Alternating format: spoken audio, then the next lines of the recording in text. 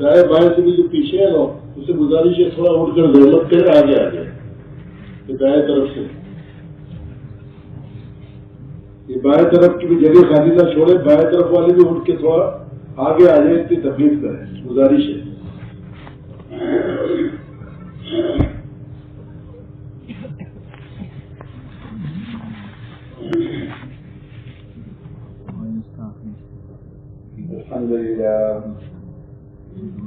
الحمد لله نحمده ونستعينه ونستغفره ونؤمن به ونتوكل عليه ونعوذ بالله من شرور أنفسنا ومن سيئات أعمالنا من يهده الله فلا مضل له ومن يضلله فلا هادي له ونشهد أن لا إله إلا الله ونشهد أن محمدا عبده ورسوله صلى الله عليه وعلى آله وأصحابه وبارك وسلم تسليما كثيرا. أعوذ بالله من الشيطان الرجيم. بسم الله الرحمن الرحيم. والذين جاهدوا فينا لنهدينهم سبلنا وإن الله لمع المحسنين. وقال الله سبحانه وتعالى وَيَهْدِي إِلَيْهِ مَنْ يُنِيبُ. بھائی جو حضرات چل پھر رہے ہیں ان سے درخواست ہے کہ مجمع کے ساتھ آ کر بیٹھ جائے.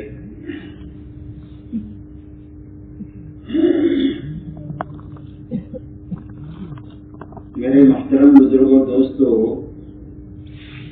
بات کے شروع ہونے سے پہلے چند باتیں ہم سب اچھی طرح سمجھ لیں تاکہ ان مجالس میں بیٹھنے کا پورا نفع ملے. سب سے پہلی بات تو یہ ہے کہ ہر مجلس میں شروع سے لے کر آخر تک رہیں تاکہ پوری بات سنیں, پوری بات سمجھیں. جب پوری بات سنیں گے اور سمجھیں گے تو ہی عمل پورا کر سکیں گے, اور عمل پورا کریں گے تو اس کا نفع پورا ملے گا. ادھورے عمل کا کبھی کام کا پورا نفع نہیں ملتا.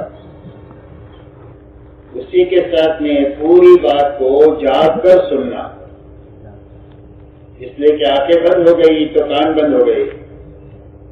مجلس پہ ہونے کے باوجود بھی کوئی بات دل تک نہیں جائے گی, اور جو بات دل تک نہیں پہنچے گی وہ زندگی کے رخ کو صحیح نہیں کرے گی. اس لیے جاگ کر سننے کا آسان راستہ یہ ہے کہ آنکھیں بند نہیں کرنا, نیچے نہیں دیکھنا, گھٹنوں میں ہاتھ نہیں ڈالنا, غیر ضروری ٹیکا نہیں لگانا, بلکہ بات کرنے والے کی طرف دیکھتے رہنا. میں آپ کی طرف دیکھ کر بات کرتا ہوں, آپ میری طرف دیکھتے رہنا, تو انشاءاللہ آنکھیں بند نہیں ہوگی, اور آنکھیں کھلی ہوگی تو کان بھی کھلے ہوں گے. اس لیے پوری بات کو جاگ کر سنیں, اور پڑوسی بھی اپنے ساتھیوں کا خیال رکھے کہ اگر کوئی سو رہا ہو تو اس کو محبت سے جگہ دے, یہ اس کے ساتھ خیر خواہی کی بات ہے. اسی کے ساتھ میں پوری بات کو دھیان اور توجہ سے سنیں کہ جسم بھی یہاں ہے اور دل دماغ بھی یہاں ہے, تاکہ بات کانوں کے راستے سے دل تک پہنچ جائے. اسی کے ساتھ میں عمل کی نیت سے بات کو سنیں, اس لیے کہ اللہ کی طرف سے دو قاعدے کلیہ ہے. ایک قاعدہ کلیہ ہے وَلَيْسَ لِلْإِنسَانِ إِلَّا مَا سَعَى, اور ہر انسان کو اس کی کوشش کا صلہ اور بدلہ ملے گا, جتنی کوشش اس سے نہ بدلا. دوسرا قاعدہ ہے وَإِنَّمَا لِكُلِّ امْرِئٍ مَا نَوَى, کہ ہر انسان کو وہ چیز ملے گی جس کی نیت کیا. جب ہم عمل کی نیت سے بات کو سنیں گے تو اللہ ہر حال میں عمل کی توفیق دیں گے, جی چاہے نہ چاہے, حالات سازگار ہو نہ سازگار ہو, ماحول مناسب ہو نہ مناسب ہو, ہر حال میں عمل کی توفیق جو ملے گی وہ عمل کی نیت پر ملے گی.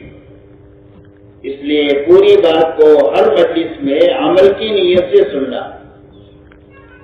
اسی کے ساتھ اچھی طرح سنتے ہوئے, اچھی طرح سمجھتے ہوئے اور اچھی طرح کام کو کرتے ہوئے پورے عالم میں اور ساری انسانیت تک پہنچانے کی نیت سے بات کو سنی کہ پورے عالم میں پہنچائیں گے اور ساری انسانیت تک پہنچائیں گے.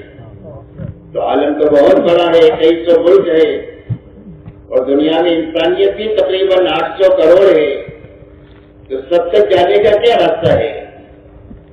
پورے عالم اور ساری انسانیت تک جانے کا راستہ یہ ہے کہ جہاں تک اور جتنوں تک جا سکتے ہیں اپنی زندگی میں خود جانا، اور جہاں تک نہیں جا سکے اور جتنے لوگوں تک نہیں پہنچ سکے وہاں تک بات کو پہنچانے کے لیے اپنی زندگی میں کام کرنے والے بہترین آدمی اور عملہ تیار کرنا. یہ محنت کا صحیح رخ ہے. حضور پاک صلی اللہ علیہ وسلم کو اللہ نے بڑا کام لے کر دنیا میں بھیجا. آپ کی محنت کا میدان پورا عالم تھا، ساری انسانیت تھی اور قیامت تک کا زمانہ تھا. اور اتنے بڑے کام پر قابو پانے کے لیے آپ کو صرف 23 سال کا زمانہ دیا گیا. یہ 23 سال میں اتنا بڑا کام کر کے آپ کو ہمارے پاس واپس آنا ہے.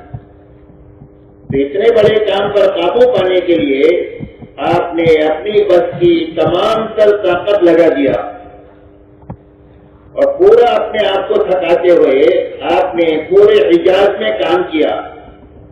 اور آپ کا لمبے میں لمبا سفر تبوک تک کا ہے، اور آپ کی محنت کا میدان تو پورا عالم ہے، ساری انسانیت ہے، قیامت تک کا زمانہ ہے. تو آپ کی نیت پورے عالم کی ہے، پوری انسانیت کی ہے اور قیامت تک کے زمانے کی ہے، اور اسی کو سامنے رکھ کر آپ نے محنت کیا. تو خود اپنے آپ کو تھکاتے ہوئے آپ نے 23 سال میں اپنا بہترین عملہ صحابہ کا تیار فرمایا. یہ کام کا صحیح رخ ہے. اچھی طرح کرنا، اچھی طرح کرنے والے آدمی تیار کرنا. تو صحابہ کی جماعت کیا ہے؟ فرمایا صحابہ کی جماعت حضور صلی اللہ علیہ وسلم کی زندگی کا آئینہ ہے. اسی لیے ان کا تعارف 2 چیزوں میں ہوتا ہے کہ صحابہ کون ہیں. فرمایا فرقان بالنہار اور رہزان باللیل. فرمایا دن کے شہسوار ہے اور راتوں کے عبادت گزار ہے. بسام بالنہار و بکام باللیل. کا دن کو حشاش بشاش اللہ کے دین کا کام کرنے والے ہیں اور راتوں کو اللہ کے سامنے بہت زیادہ رونے والے ہیں. حضور صلی اللہ علیہ وسلم کو اللہ نے داعی اور معلم بنا کر کے بھیجا تھا. تو آپ کا دن دعوت اور تعلیم کے لیے، اور آپ کی رات کا اکثر حصہ اللہ کے سامنے عبادت کے لیے ہوتا تھا، یہاں تک کہ آپ کے پیروں میں ورم آ جاتا تھا. اور یہ دونوں چیزیں آپ کے مجمع میں منتقل ہو گئی، اور اس مجمع کے ہاتھوں وہ تابعین بنے، اور تابعین کے ہاتھوں وہ تبع تابعین بنے. پھر اللہ والوں کا سلسلہ اللہ نے چلایا، ایک ایک بنے کے ہاتھوں لاکھوں لاکھوں آدمی دنیا میں بنے. پھر اللہ نے محنت کا وہ رخ عطا فرمایا جو حضور صلی اللہ علیہ وسلم کے زمانے میں اللہ نے قائم فرمایا تھا. آپ کے زمانے میں محنت کا رخ یہ تھا کہ ہر ایمان والا اپنے دین کے بارے میں فکر مند تھا کہ ہمارا دین محفوظ رہنا چاہیے، اور ہمارا دین پھیلنا چاہیے، پھلنا چاہیے، پھولنا چاہیے، اور دنیا کے ہر کچے پکے مکان میں یہ دین پہنچنا چاہیے. ہر ایمان والے مرد کا، ہر ایمان والی عورت کا، ہر ایمان والے جوان کا یہی جذبہ تھا آپ کے زمانے میں. اللہ نے اسی انداز کا کام ہمارے زمانے میں چلایا. آگے دیکھو، اتنا بڑا مجمع یہاں پر آیا ہے، صرف اپنے دین کے لیے آیا ہے اور کوئی غرض نہیں ہے. اور اللہ نے ایسا آسان اور طاقتور کام عطا فرمایا کہ ایک گاؤں کا ان پڑھ آدمی صحیح فکر، صحیح محنت، صحیح دعا کو اپنا لے تو پورے گاؤں کا نقشہ بدل دے. شہر میں ایک آدمی صحیح فکر لے لے تو پورے شہر کا نقشہ بدل دے. کسی کالج میں ایک بچہ صحیح فکر لے لے تو پورے کالج کا رخ صحیح کر دے. کسی ملک میں کوئی آدمی صحیح فکر کے ساتھ چلا جائے تو پورے ملک کا نقشہ بدل دے. آپ کو دنیا میں سینکڑوں نہیں ہزاروں مثالیں اس کی دنیا میں ملے گی. اللہ نے ایسا آسان اور طاقتور محنت عطا فرمائی ہے. اس لیے میرے محترم دوستو، ان ساری باتوں کو سامنے رکھ کر پوری بات کو سننا ہے.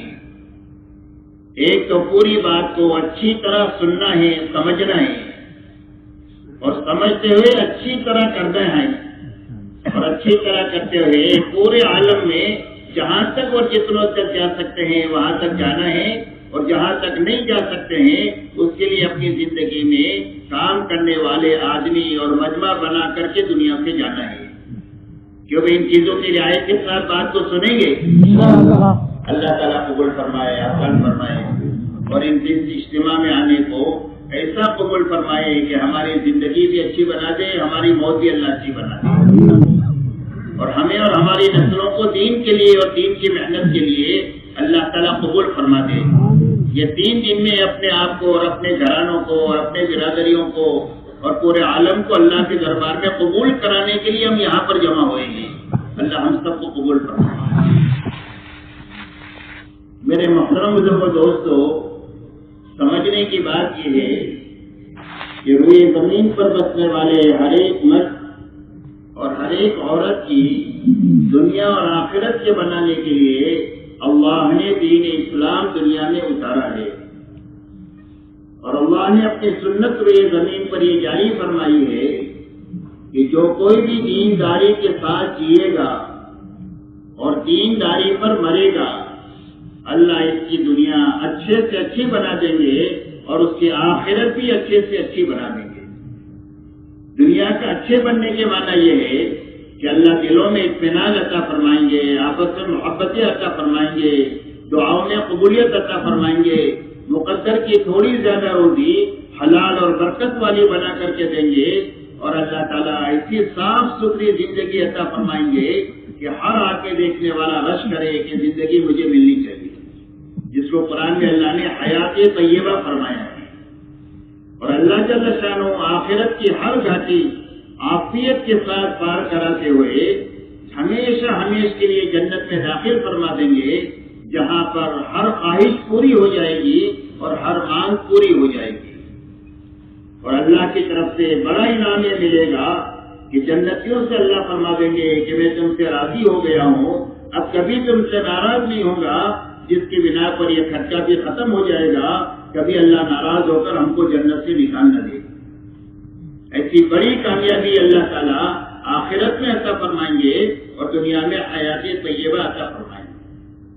اور جو آدمی بے دینی کے ساتھ جیے گا یا بے دینی پر مرے گا تو نتیجتاً اللہ اس کی دنیا کو اجاڑ دیں گے، دنیا کو تنگ کر دیں گے کہ وسائل ہونے کے باوجود جینے کے بجائے مرنے کی خواہش کرے گا، اور آخرت کی ہر گھاٹی پریشانی کے ساتھ گزارتے ہوئے ہمیشہ ہمیش کے لیے جہنم میں داخل فرما دیں گے، جہاں بیک وقت میں آگ اس کو جلا رہی ہوگی، فرشتے اس کو مار رہے ہوں گے، بھوک اور پیاس اس کو ستا رہی ہوگی، چھاپ اور بچھو اس کو ڈس رہے ہوں گے.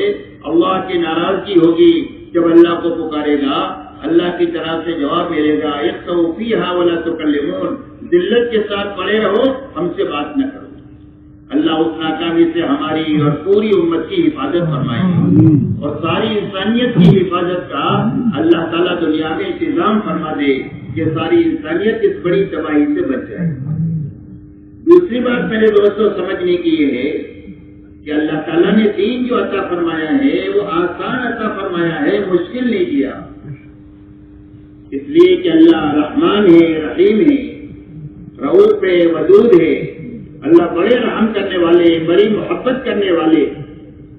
تو رحم اور محبت کے ناطے اللہ نے جو دین دیا ہے وہ آسان دیا ہے، مشکل نہیں دیا. اسی لیے اللہ نے قرآن میں اعلان فرمایا لا یکلف اللہ نفسا الا وسعها، اور میں کسی آدمی کو بھی اللہ نے اس کی طاقت سے زیادہ کا مکلف بنایا ہی نہیں ہے. جو حکم جس کی طرف متوجہ ہے اس لیے ہے کہ اس کے بس میں ہے، اس کے لیے متوجہ ہے، اور جس کے بس میں نہیں ہے اللہ نے اس کا مکلف اس کو نہیں بنایا. اسی لیے نماز روزہ سارے ایمان والوں پر فرض کیا، اس لیے کہ سب کے بس میں ہی. لیکن زکوٰۃ اور حج سب پر فرض نہیں کیا، اس لیے کہ سب زکوٰۃ نہیں دے سکتے اور سب حج نہیں کر سکتے. نماز روزے میں بھی اللہ نے آسانی فرما دیا کہ آپ وضو نہیں کر سکتے، آپ تیمم کر لیں. آپ کھڑے ہو کر نہیں پڑھ سکتے ہیں، آپ بیٹھ کر پڑھ لیں. بیٹھ کر نہیں پڑھ سکتے لیٹ کر پڑھ لیں. آپ سفر میں ہیں عشاء کی 17 رکعت نہیں پڑھ سکتے ہیں, 2 رکعت فرض پڑھ لیں, 3 رکعت وتر پڑھ لیں, آپ کو 17 رکعت کا ثواب ملے گا. حدیث پاک میں آتا ہے کہ جوان جوانی میں خوب عبادت کرتا ہے, خوب مجاہدہ کرتا ہے, لیکن بوڑھا ہو گیا, اب نہیں ہو سکتا. ایک آدمی تندرستی میں خوب کام کرتا ہے, اب بیمار ہو گیا, بیماری میں وہ کام نہیں ہوتے. ایک آدمی اقامت میں خوب کام کرتا ہے, سفر میں چلا گیا, وہ سارے کام نہیں ہوتے. فرمایا نہ کرنے کے باوجود سفر میں اقامت کی عبادت لکھی جائے گی, بڑھاپے میں جوانی کی عبادت لکھی جائے گی, اور بیماری میں تندرستی کی عبادت لکھی جائے گی, اس لیے کہ اللہ نے دین کو آسان فرمایا ہے.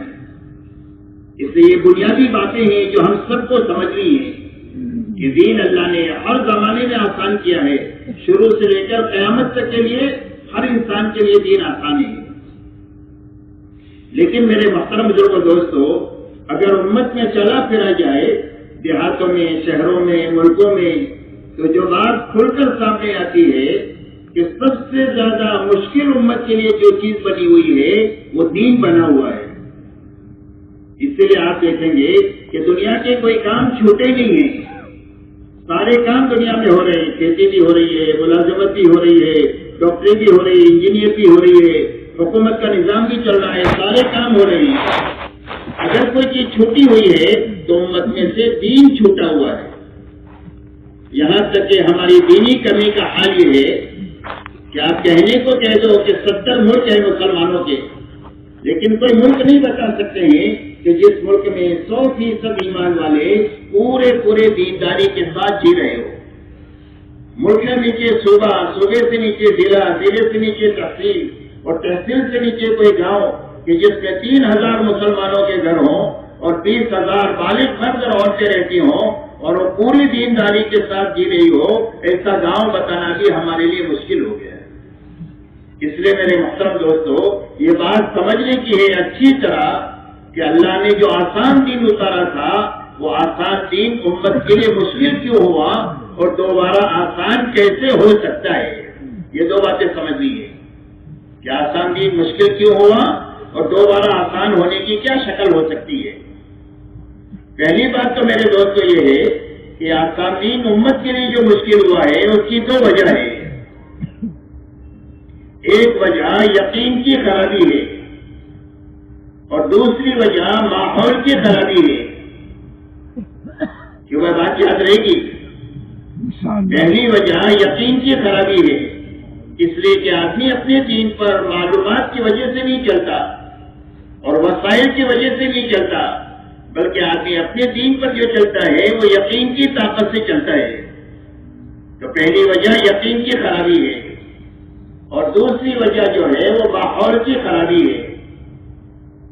اگر ہم یہ چاہتے ہیں کہ ہمارے یہ دین آسان ہو جائے, ہمارے بچوں کے لیے, ہماری عورتوں کے لیے, ہماری نسلوں کے لیے, پوری امت کے لیے آسان ہو جائے, اور امت کے راستے سے ساری انسانیت جوک پر جوک اللہ کی طرف اور ہدایت کی طرف آئے, تو اس کے لیے ایک ہی راستہ ہے کہ ہر فرد امت کا ایک تو یقین بننا چاہیے, اور دوسرا بیک وقت میں گھر سے لے کر عالم کا ماحول بننا چاہیے.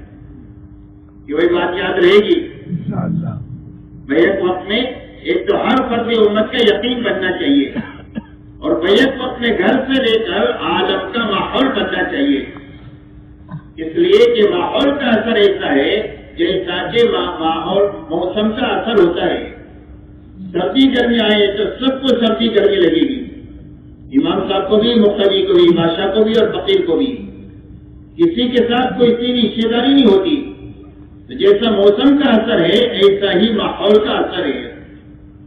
تو ایک تو یقین بننا چاہیے 2 لائن کا, اور بیک وقت میں گھر سے لے کر عالم کا ماحول بننا چاہیے.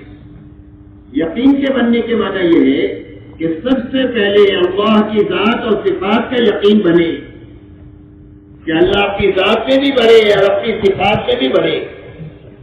اللہ پیدا کرنے والے بڑھے, اللہ مارنے والے بڑھے, اللہ حفاظت کرنے والے بڑھے, اللہ پالنے والے بڑھے, اللہ کا رحم بھی بڑھا اور اللہ کی پکڑ بھی بڑھی. تو سب سے پہلے اللہ کی ذات اور صفات کا یقین آئے. دوسرا یقین آئے اللہ کے وعدے اور وعید کا, اللہ تعالیٰ نے دنیا میں جو علم اتارا ہے اس میں بڑا علم جو ہے وہ وعدے اور وعید کا علم ہے کہ اچھے عمل کے کرنے پر اللہ کیا انعامات دیں گے، اس کو وعدہ کہتے ہیں، برے عمل کے کرنے پر کیا نقصان ہوگا، اس کو وعید کہتے ہیں۔ مثال سے ہم سمجھ سکتے ہیں، حدیث پاک میں یہ فرمایا کہ سچ سے آدمی کو نجات ملے گی، یہ وعدہ ہے، اور جھوٹ سے آدمی ہلاک ہو جائے گا، یہ وعید ہے۔ کہ بھائی جاگ رہے سو تو نہیں رہے نا، کہ بھائی جاگ رہے سب، اس لیے کہ آپ لوگوں نے مشورے سے ہم لوگوں کو اوپر بٹھایا ہے تو نظر آتا ہے کون جاگ رہا ہے کون سو رہا ہے۔ یہاں سے تو آپ سو گے تو مشکل ہو جائے گی بات، اس کے لیے سارا مجمع جاگ کر بات سننا چاہیے، لمبے تک نظر آتا ہے کہ کون جاگ رہا ہے اور کون سو رہا ہے۔ اس کے لیے سونا جو سویا وہ کھویا، ایسی ایک مثل مشہور ہے، اس لیے جاگ کر پوری بات کو سنیں، اللہ تعالیٰ آسان فرما دے۔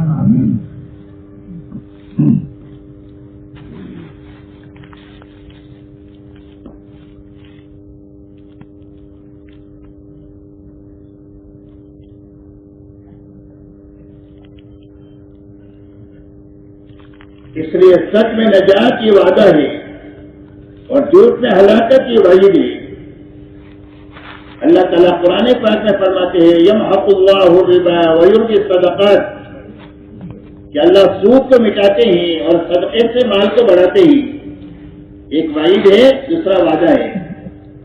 سود پر مال کے مٹنے کی وعید ہے اور زکوٰۃ کے دینے پر مال کے بڑھنے کا وعدہ ہے، یہ وعدہ اور وعید ہوا۔ ایسا پورا قرآن اور حدیث اللہ کی طرف سے اور حضور پاک صلی اللہ علیہ وسلم کی طرف سے وعدے اور وعید سے بھرا ہوا ہے۔ ہر عمل کے کرنے پر وعدہ ہے، نہ کرنے پر وعید ہے۔ ہر چھوڑنے والی چیز کے چھوڑنے پر وعدہ ہے، نہ چھوڑنے پر وعید ہے۔ کہ وہ بات یاد رہے گی، یہ دو لائن کا یقین آنا چاہیے، ایک اللہ کی ذات اور صفات کا اور ایک اللہ کے وعدے اور وعید کا۔ دوسرا ہمارے گھر سے لے کر عالم کا ماحول بننا چاہیے، اس لیے کہ پورا دنیا ایک محلے جیسی ہو گئی ہے۔ محلے کے ایک کونے سے آواز لگاؤ تو دوسرے کونے تک آواز چلی جاتی ہے۔ پوری دنیا اتنی چھوٹی ہو گئی ہے کہ کوئی اچھی بات دنیا کے کسی کونے میں شروع ہوتی ہے، چند سیکنڈ میں پوری دنیا میں پھیل جاتی ہے، اور اگر کوئی برائی شروع ہوتی ہے تو چند سیکنڈ میں پوری دنیا میں برائی پھیل جاتی ہے۔ دنیا اتنی چھوٹی ہو گئی ہے، اس لیے ہمارے گھر سے لے کر پورے عالم کا ماحول بننا چاہیے۔ تو ماحول کے بننے کی کیا معنی ہے؟ کہ ماحول کے بننے کے معنی یہ ہے کہ ماحول میں دو باتیں زندہ ہونی چاہیے۔ فرمایا کونوا عباد اللہ اخوانا، فرمایا ایک تو اللہ کی عبادت زندہ ہونی چاہیے، سارے انسان اللہ کے بندے ہیں تو اللہ سے تعلق جو ہے وہ عبادت کا ہے اور بندگی کا ہے۔ تو سب اللہ کے بندے بن کر اللہ کی بندگی کے ساتھ زندگی گزارے، ایک تو یہ چیز زندہ ہونی چاہیے۔ دوسرا آپس میں بھائی چارہ زندہ ہونا چاہیے۔ آپس میں کیا زندہ ہونا چاہیے؟ بھائی چارہ، دشمنی ختم ہونی چاہیے، نفرتیں ختم ہونی چاہیے، تیری میری ختم ہونی چاہیے، اوپر سے نیچے تک آپس میں بھائی بھائی بن کر جینا اور اللہ کی عبادت کے ساتھ جینا، یہ دو بنیادیں اس کی ہے کہ یہ زندہ ہو جائے گھر میں، محلے میں، بازاروں میں، شہروں میں، ملکوں میں، تو پورا عالم جنت کا نمونہ بن جائے گا۔ اور اگر چیز زندہ نہ ہو تو گھر سے لے کر پورا عالم جنگ کا اکھاڑا بن جائے گا۔ اس لیے میرے دوستو، ہم یہ چاہتے ہیں کہ دین ہمارے لیے، پوری امت کے لیے، ساری انسانیت کے لیے آسان ہو، تو اس کے لیے دو بنیادیں ہیں۔ ایک تو دو لائن کا یقین بننا چاہیے، اللہ کی ذات اور صفات کا، اللہ کے وعدے اور وعید کا، اور بیک وقت میں ہمارے گھر سے لے کر عالم کا ماحول بننا چاہیے۔ اس لیے کہ دین جو آسان ہوتا ہے وہ آپس کے تعاون سے آسان ہوتا ہے۔ کہ گھر میں باپ ہے، بیٹا ہے، بچے ہیں، میاں ہے، بیوی ہے اور اس کے بچے ہیں، یہ گھرانہ ہوتا ہے۔ تو آپس میں تعاون زندہ ہو جائے تو دین آسان ہو جاتا ہے۔ اسی لیے اللہ تعالیٰ نے قرآن میں فرمایا ثم اوحینا الیک ان اتبع ملۃ ابراہیم حنیفا۔ اللہ فرماتے ہیں کہ ہم نے ابراہیم علیہ السلام کے پاس، ہم نے آپ کے پاس وحی بھیجی ہے کہ آپ ملت ابراہیمی کے پیچھے پیچھے چلیں۔ تو ملت ابراہیمی میں کیا ہے؟ کہ ملت ابراہیمی میں ابراہیم ہے، اسماعیل اور حاجر ہے، ایک مرد ہے، ایک عورت ہے اور ایک بچہ ہے، اور تینوں کا ایک دوسرے کے لیے تعاون ہے۔ ابراہیم علیہ السلام کو حکم ہوا کہ اپنے بیوی بچے کو موت کے منہ میں چھوڑ کر جائے، باقی غیر سے طرح میں۔ یہ حکم بہت مشکل ہے، یہ حکم آسان کیسے ہوا کہ مائیں ہاجرہ نے یہ فرمایا کہ اگر اللہ نے آپ کو حکم دیا ہے تو آپ جائیے، اللہ ہم کو ضائع نہیں کریں گے۔ تو تعاون کی وجہ سے اتنا بڑا حکم آسان ہو گیا۔ حضرت ابراہیم علیہ السلام کو حکم ہوا کہ اپنے بیٹے اسماعیل کو آپ اپنے ہاتھوں ذبح کریں۔ یہ حکم آسان نہیں ہے، بہت مشکل ہے۔ تو مشکل حکم آسان کیسے ہوا کہ حضرت اسماعیل علیہ السلام نے یہ فرمایا یا ابت افعل ما تؤمر ستجدنی انشاءاللہ من الصابرین۔ ابا جان، اللہ آپ کو جو حکم دے رہے ہیں وہ آپ کر گزریے اور آپ مجھے صبر کرنے والا پائیں گے۔ جان اللہ ہی کی دی ہوئی ہے، اللہ پر لگ جائے تو کام ہو گیا، اور حکم پورا کرتے ہوئے جان بچ گئی تو کام ہو گیا۔ تو تعاون سے دین آسان ہوتا ہے، اس لیے بیک وقت میں ماحول بننا چاہیے اور یقین بننا چاہیے۔ یہ دونوں چیزیں بیک وقت میں بنی، اس کے لیے اللہ تعالیٰ نے حضور پاک علیہ الصلوۃ والسلام کو ایک تو مکمل شریعت اور دین لے کر کے بھیجا، دوسرا ہر فرد امت میں پورے دین پر چلنے کی طاقت پیدا ہو جائے اور بیک وقت میں ماحول میں دین زندہ ہو جائے، اس کے لیے آپ کو اعمال نبوت لے کر کے بھیجا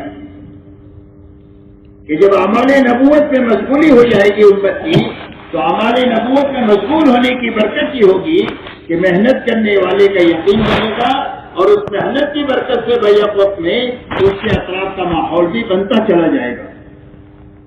ایسے اعمال نبوت لے کر کے آپ کو بھیجا۔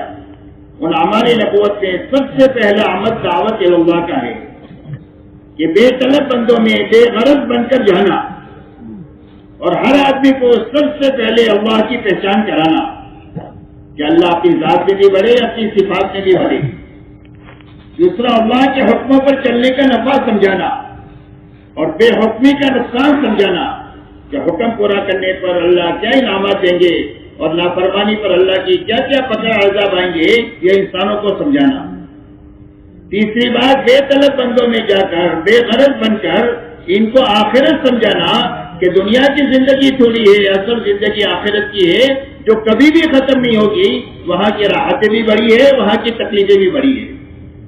یہ بنیادیں انسانوں کو سمجھانا تاکہ لوگوں میں طلب پیدا ہو جائے اللہ کے حکموں پر چلنے کی۔ اب طلب پیدا ہو جائے تو ان کو تعلیم کے حلقوں میں بیٹھ کر اللہ کے حکموں پر چلنے کا نفع سمجھانا اور بے حکمی کا نقصان سمجھانا، یعنی تعلیم کا عمل دے کر آپ کو بھیجا، علم لے کر اللہ تعالیٰ نے ایک دعوت لے کر بھیجا، دوسرا علم لے کر آپ کو بھیجا، اور علم پر عمل کا نام ذکر اور عبادت ہے۔ تو آپ نے لوگوں میں طلب پیدا کی، طلب پیدا ہوئی تو ان کو علم دیا، اور علم دیتے ہی آپ نے ان کو عمل دیا کہ یہ نماز کا علم ہے اور یہ نماز کا عمل ہے، یہ روزے کا علم ہے، یہ روزے کا عمل ہے۔ ہر حکم کا علم، ہر حکم کا عمل۔ تو آپ کو ذکر اور عبادت لے کر کے اللہ تعالیٰ نے دنیا میں بھیجا، اور ان اعمال کو امت میں زندہ کرنے کے لیے کسی سے کچھ لینا نہیں ہے، نہ مال لینا ہے، نہ اقتدار کا مطالبہ کرنا ہے، بلکہ صرف اللہ کو راضی کرنے کے لیے اپنا لگا کر کے کرنا ہے۔ اس لیے سارے نبیوں کی محنت کا انداز اخلاق کے ساتھ اور خدمت کے ساتھ دین دینے کا ہے، کچھ لے کر دینے کا نہیں ہے۔ سارے نبیوں کی زندگی میں آپ کو یہ ملے گا۔ اس لیے آپ کو اللہ نے دعوت دے کر، تعلیم دے کر، عبادت دے کر اور اخلاق اور خدمت دے کر کے اللہ تعالیٰ نے آپ کو بھیجا۔ جو آپ کی محنت سے آپ ایمان میں آیا، آپ نے ہر فرد امت کو ان اعمال نبوت میں مشغول کیا کہ ہر ایک دعوت کے کام میں اپنے آپ کو لگائے، ہر ایک آدمی سیکھنے سکھانے میں اپنے آپ کو لگائے، ہر ایک آدمی اپنے علم پر عمل کرنے میں اپنے آپ کو لگائے، اور ہر آدمی اللہ کے لیے کرے، کسی سے کچھ مانگے نہیں، اپنا لگا کر کے کرے۔ اور ان اعمال نبوت میں پوری امت کے لگنے کے لیے آپ نے دو میدان تجویز فرمائے، ایک میدان نقل و حرکت کا، ایک میدان مقامی محنت کا۔ اسی لیے آپ نے دو جماعتیں بنائی، کسی کوئی جماعت نہیں ہے آپ کے 23 سال میں، ایک جماعت مہاجرین کی ہے، ایک جماعت انصار کی ہے۔ اور اللہ تعالیٰ نے قرآن پاک میں فرمایا والسابقون الاولون من المہاجرین والانصار والذین اتبعوهم باحسان رضی اللہ عنہ ورضوا عنہ. فرمایا سابقین اولین مہاجرین اور انصار میں کے اور جو ان کے پیچھے پیچھے چلا، فرمایا اللہ ان سے بھی راضی ہو گیا اور پیچھے چلنے والوں سے بھی اللہ راضی ہو گیا. اسی لیے آپ نے اس محنت کے لیے دو میدان تجویز فرمائے. ایک نقل و حرکت کا کہ امت دنیا میں پھرے، کیسے پھرے؟ فرمایا اپنی جان اور مال کو لے کر پھرے، دعوت دیتی ہوئی پھرے. صرف پھرنا کام نہیں ہے بلکہ دعوت دیتے ہوئے پھرنا بڑا کام ہے. اپنے دین کو سیکھتے سکھاتے ہوئے پھرے، اپنے دین پر عمل کرتے ہوئے پھرے اور اپنی جان مال سے اللہ کی مخلوق کو راحت پہنچاتے ہوئے پھرے. کسی سے کچھ لینا نہیں ہے، کسی سے کچھ مانگنا نہیں ہے، اپنا لگا کر کے کرنا ہے. اور جب نقل و حرکت سے واپس آ جائے تو انہی اعمال کو اپنی اپنی مسجدوں میں قائم کریں. اس لیے کہ ایک آدمی پوری زندگی نقل و حرکت میں نہیں رہ سکتا. بہت ساری ذمہ داریاں اللہ کی طرف سے ملی ہوئی ہے. ہر انسان کے ذمہ ماں باپ کی ذمہ داری ہے، اپنے بیوی بچوں کی ذمہ داری ہے، اپنے بھائی بہنوں کی ذمہ داری ہے. ان ذمہ داریوں کو پورا کرنے کے لیے آپ کو مقام پر بھی رہنا ہوگا اور دین کی ذمہ داری کو پورا کرنے کے لیے آپ کو پھرنا بھی ہوگا. اس لیے ہر آدمی پھرے گا بھی اور ہر آدمی مقامی کام بھی کرے گا. مولانا الیاس صاحب رحمۃ اللہ علیہ فرماتے تھے کہ ایک آدمی باہر کی نقل و حرکت میں بھی نہیں ہے اور ایک آدمی مقامی محنت میں بھی نہیں ہے تو کیسا مسلمان ہے؟ مسلمان یا تو اللہ کے دین کے لیے دنیا میں پھر رہا ہوگا یا تو پھر کر واپس آنے کے بعد میں اپنی مقامی محنت میں لگا ہوا ہوگا اپنے گھر کاروبار کی رعایت کے ساتھ میں. اس کے علاوہ مسلمان کا تیسرا کوئی کام نہیں ہے. اسی لیے قرآن میں اللہ نے ان دونوں جماعتوں کو سچا کہا ہے اور ان سچوں کے ساتھ رہنے کا حکم دیا ہے. فرمایا سچے لوگ کون ہیں؟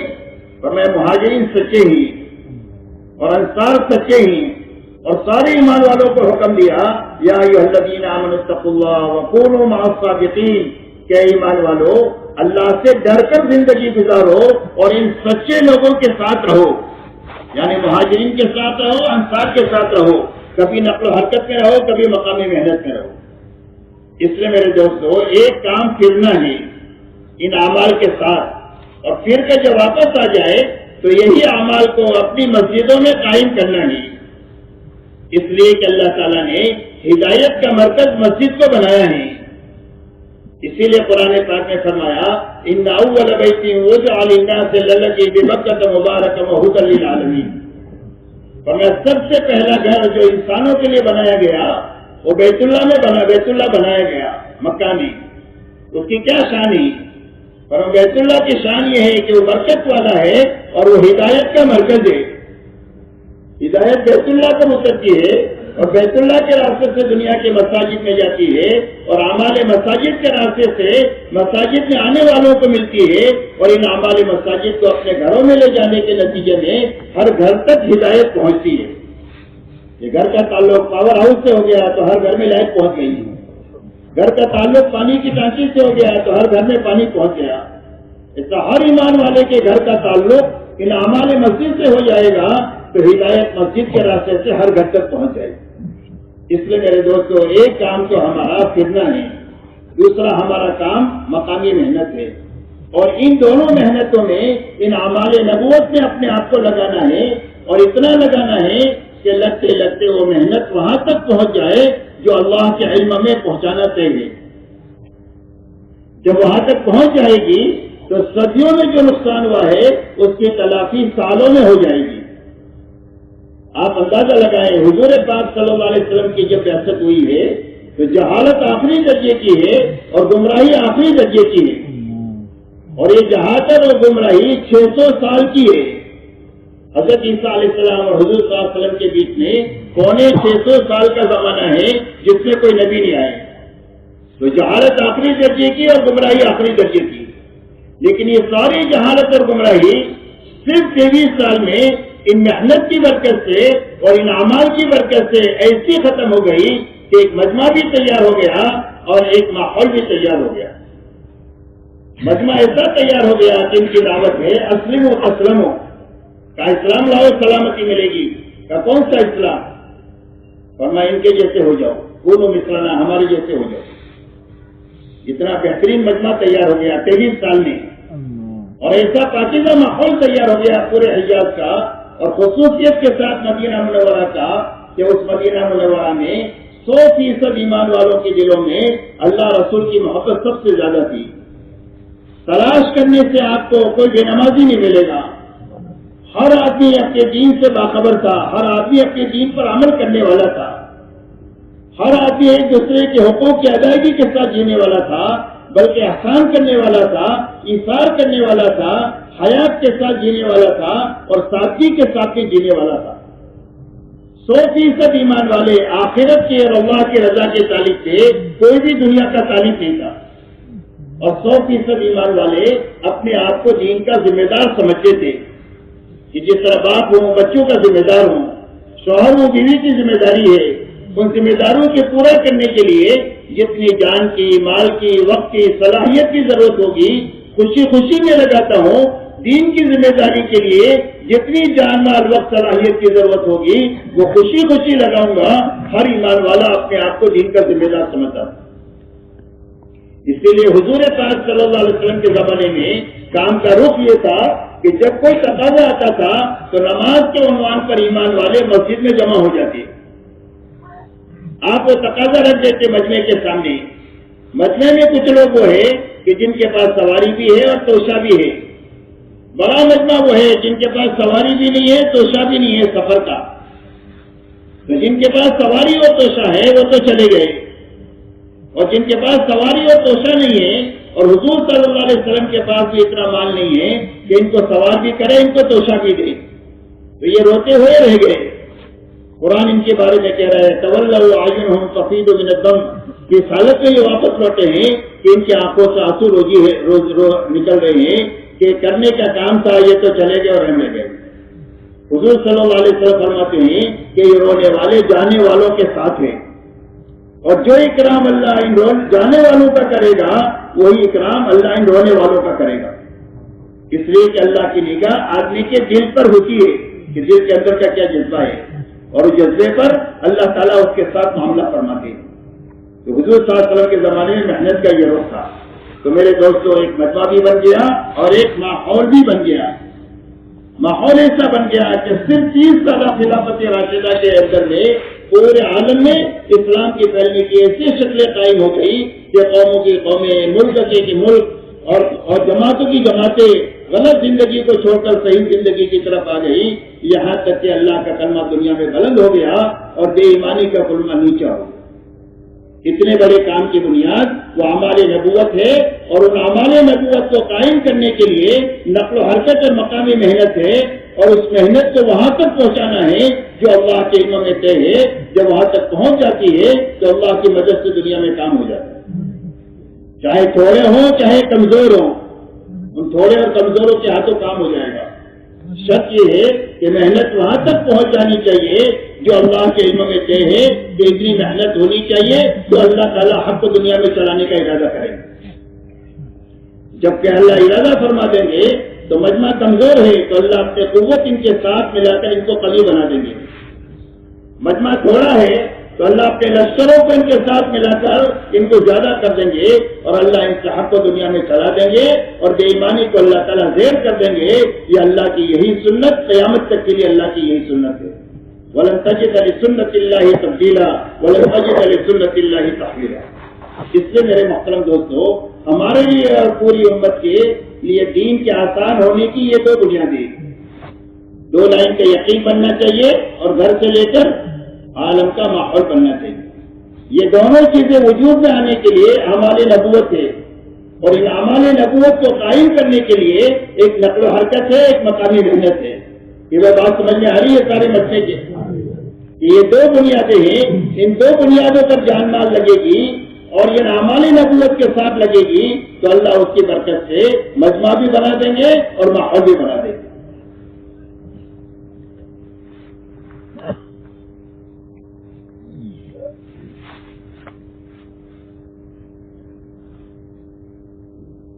میرے محترم بزرگوں دوستوں، اللہ تعالیٰ نے पूरी उम्मत पर रहम फरमाकर और सारी इंसानियत पर रहम फरमाकर अल्लाह ताला ने दोबारा इस उम्मत को बनाने के लिए और पूरी दुनिया में सही माहौल जिंदा करने के लिए अल्लाह ने वो मेहनत जिंदा फरमाई जो मेहनत हुजूर सल्लल्लाहु अलैहि वसल्लम के जमाने में अल्लाह ताला ने जिंदा फरमाई थी। मौलाना इलियास साहब रहमतुल्लाह अलैह के रोने और धोने पर, इसीलिए मौलाना इलियास साहब रहमतुल्लाह अलैह फरमाते थे कि मैं इस काम को कारे नबूवत यकीन करता हूं। ये फरमाते थे कि मैं इस काम को हुजूर सल्लल्लाहु अलैहि वसल्लम वाला काम समझकर कर रहा हूं, कारे नबूवत यकीन करता हूं। जब इससे पूछा गया कि आप इस मेहनत से क्या चाहते हैं, वरना इस मेहनत से मैं ये चाहता हूं कि ये मेहनत इतनी ताकतवर है कि अगर ये मेहनत सही हो गई और ये मेहनत पूरी हो गई तो इस मेहनत के सही और पूरा होने के नतीजे में अल्लाह ताला दीन की वो सतह उम्मत पे जिंदा फरमाएंगे जिस सतह पर अल्लाह ने हुजूर सल्लल्लाहु अलैहि वसल्लम को दुनिया से ले जाने के वक्त में उम्मत को छोड़ा था। इसीलिए फरमाया इस मेहनत से मैं चाहता हूं कि उम्मत वहां पहुंचे जहां हुजूर सल्लल्लाहु अलैहि वसल्लम उम्मत को छोड़कर गए थे। इतने बड़े मकसद के लिए ये इतना बड़ा काम और आसान काम हो रहा है। हुजूर सल्लल्लाहु अलैहि वसल्लम ने उम्मत को किन बुनियादों पर छोड़ा था? हुजूर पाक सल्लल्लाहु अलैहि वसल्लम ने पूरी उम्मत को दो बुनियादों पर छोड़ा था। एक तो हर फर्द उम्मत में पूरा दीन अपनी हकीकत के साथ पाया जाता था। कि वह बातें याद रहेगी, ये बहुत जरूरी बातें हैं, अल्लाह हम सबको समझा दे। एक तो पूरा दीन अपनी हकीकत के साथ में जिंदा था, जो कुरान में था वो मुसलमान वालों की जिंदगी में था। इसीलिए इनके बारे में आता है कानो किताब अल्लाह यमशून अल अर्ज़, फरमाया जमीन पर अल्लाह की चर्चे चलती किताब थे। जो करने के काम है सारे उनकी जिंदगी में, जो बचने की चीजें हैं उन सारी जिंदगी चीजों से उनकी जिंदगियां बची हुई है। एक चीज तो ये थी। दूसरी उम्मत ये थी कि 100% ईमान वालों ने अपनी जान और माल को अल्लाह के और अल्लाह के दीन के मुकाबले में बेकीमत बनाया था। कि अल्लाह का हुक्म आ जाए एक जान लगाने का, अल्लाह के दीन का तकाजा आ जाए एक जान लगाने का तो एक जान लगाएंगे, और 1000 जाने लगाने का तकाजा है तो 1000 जाने लगाएंगे। 1 रुपया लगाने का तकाजा है तो 1 रुपया लगाएंगे, और लाख लगाने का तकाजा है तो लाख लगाएंगे, और झाड़ू मार कर लगाने का तकाजा है तो झाड़ू मार कर लगाएंगे। इस यकीन के साथ कि जब अल्लाह के निस्बत पर लगा देंगे तो अल्लाह हमको उजाड़ेंगे नहीं, अल्लाह हमको आबाद कर देंगे। इसलिए कि जो अल्लाह से मामला करता है वो कभी घाटे में नहीं रहता है और कभी उजड़ता नहीं है। अल्लाह ताला उनको आबाद करते हैं। 1.25 लाख नबियों को अल्लाह ने आबाद किया, उनके मानने वालों को आबाद किया, सहाबा को आबाद किया, औलिया अल्लाह को आबाद किया, उलमाए रब्बानियीन को आबाद किया। और आज की दुनिया में लाखों लोग जो सही काम कर रहे हैं और मेहनत में आगे बढ़ रहे हैं, अल्लाह ताला उनकी जिंदगियों को आज भी बना रहे हैं। इसलिए कि अल्लाह से मामला करना कभी उजड़ने का मामला नहीं है बल्कि आबादी का मामला है। और नस्लों तक को चमकाने का ये रास्ता है कि नस्लें चमक जाएगी जो मेहनत का रुख सही हो जाए। तो अल्लाह ने इतना बड़ा काम अता फरमाया। तो हमारी मेहनत में क्या है? हमारी मेहनत में यही 2 बुनियादें हैं, एक नक्ल हरकत है और एक मकामी मेहनत है। जो मेहनत का रुख हुजूर सल्लल्लाहु अलैहि वसल्लम ने उम्मत में कायम किया वही 2 रुख आज उम्मत में है। एक तो उम्मत फिरे, दुनिया में दावत देती हुई फिरे, दीन को सीखती सिखाती हुई फिरे, अपने दीन पर अमल करती हुई फिरे और अपनी जान माल लगा करके उम्मत को राहत पहुंचाती हुई फिरे। और फिर कर वापस आ जाए तो यही अमाल अपनी मस्जिदों में कायम करें, खुद अपने आप को इन अमाल में लगाएं जितना लगाने का हक है, हर आने वाले को लगाएं, जो नहीं आ रहा है उसको ला करके लगाएं, और यही अमाल अपने घरों में एक एक घर में पहुंचाने की मेहनत की जाए ताकि उस मेहनत के रास्ते से हर मस्जिद नबी का नमूना बने, हर घर सहाबा के घर का नमूना बने, हर एक की जिंदगी सहाबा की जिंदगी का नमूना बने। अल्लाह ने ऐसी ताकतवर मेहनत अता फरमाई। इसलिए मेरे मोहतरम बुजुर्गों दोस्तों, हमारी मेहनत इन अमाल के साथ 2 मेहनतों का नाम है। एक तो नक्लो हरकत बढ़ाना है कि भाई क्या बढ़ाना है? नक्लो हरकत बढ़ाना है। तो नक्लो हरकत कैसे बढ़ेगी?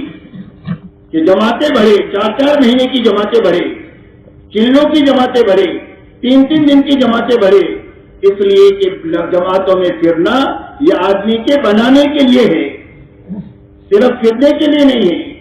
جس طرح تندور میں روٹی پکتی ہے، اگر باہر بنانا چاہے تو روٹی باہر نہیں بنے گی، تندور میں بنے گی۔ تندور میں کچی نکل گئی تو باہر بن نہیں سکتی، تندور میں جل گئی تو باہر صحیح نہیں ہو سکتی، جانور کو ڈالنے کے قابل رہ جائے گی۔ ایسا ہی اللہ کے راستے میں پھرنا یہ پھرنے والوں کو بنانے کے لیے ہے کہ اللہ کے راستے میں ایسا اچھی طریقے سے پھرنا ہو جائے کہ ہر محنت کرنے والا اس محنت سے بنے۔ تو بننے کی کیا بنیاد ہے اور بننے کی کیا معنی ہے؟ بننے کے معنی یہ ہے کہ ہر محنت کرنے والے کی دو چیزیں بنے، ایک تو اس کا دل بنے، اور دل کے بننے کا یہ معنی یہ ہے کہ دلوں کا رخ اللہ کی طرف ہو جائے، کہ سب کو ناراض کر سکتے ہیں، اللہ کو ناراض نہیں کر سکتے، اللہ سے اتنا تعلق ہو جائے۔ ہمارے دلوں کا رخ اللہ کے حکموں کی طرف ہو جائے کہ مال کے اور اقتدار کے بڑے بڑے نقشوں کو توڑ سکتے ہیں، اللہ کے حکم کو نہیں توڑ سکتے۔ اللہ بڑے، اللہ کے احکامات بڑے، اور ہمارے دلوں کا رخ آخرت کی طرف ہو جائے کہ دنیا کے راحتوں کو ہم قربان کر سکتے ہیں، آخرت کا نقصان نہیں کر سکتے ہیں، اس لیے کہ اصل زندگی آخرت کی زندگی ہے، دنیا تو آنی جانی ہے اور ہم سب آخرت کے مسافر ہیں۔ تو تبلیغ کی محنت سب سے پہلے اپنے دل کو بنانے کی محنت ہے کہ ہمارے دلوں کا رخ اللہ کی طرف ہو جائے، اللہ کے حکموں کی طرف ہو جائے اور آخرت کی طرف ہو جائے۔ دوسرا، تبلیغ کی محنت اپنے فکر کو بدلنے کی محنت ہے۔ کیا بدلنے کی محنت ہے؟ فکر کو بدلنے کی محنت ہے، ملنگ بنانے کی محنت نہیں ہے کہ سارے کام کریں گے لیکن فکر دعوت کا ہونا چاہیے۔ جیسے ایک آدمی کا ٹوپی بنانے کا کارخانہ ہے یا جوتا بنانے کا کارخانہ ہے، تو جہاں بھی جائے گا وہ جوتے اور ٹوپی دیکھے گا۔ شادی میں جاوے تو ٹوپی دیکھے، جوتے دیکھے، اور میت میں جاوے تو ٹوپی دیکھے، جوتے دیکھے کہ کیا لوگ پہنتے ہیں، میں اپنے کارخانے میں بناؤں۔ سارے کام کرتا ہے، کھاتا بھی ہے، پیتا بھی ہے، بچوں کو پالتا بھی ہے، پڑھاتا بھی ہے، لیکن اس کا فکر ٹوپی کا ہو گیا، اس کا فکر جوتے کا ہو گیا۔ تو یہ فکر کے بدلنے کی محنت ہے کہ 4 مہینہ ایسا اچھا لگا ہے کہ اس کا فکر دعوت کا ہو جائے، اللہ کے کلمے کی سربلندی کا ہو جائے، انسانیت کی ہدایت کا فکر ہو جائے۔ اس لیے کہ فکر بدلے گا تو محنت بدلے گی۔ آدمی کی جو محنت ہے وہ فکر کے تابع ہے، جیسے فکر ایسی محنت۔ اب دنیا کی محنت کیوں ہو رہی ہے رات دن؟ اس لیے کہ دنیا کا فکر ہے۔ اگر فکر دعوت کا بن جائے تو آدمی کی محنت کا رخ صحیح ہو جائے گا، اور محنت کا صحیح رخ وہ ہے جو حضور صلی اللہ علیہ وسلم نے 23 سالہ دور نبوت سے زندہ فرمایا، وہ محنت کا صحیح رخ ہے۔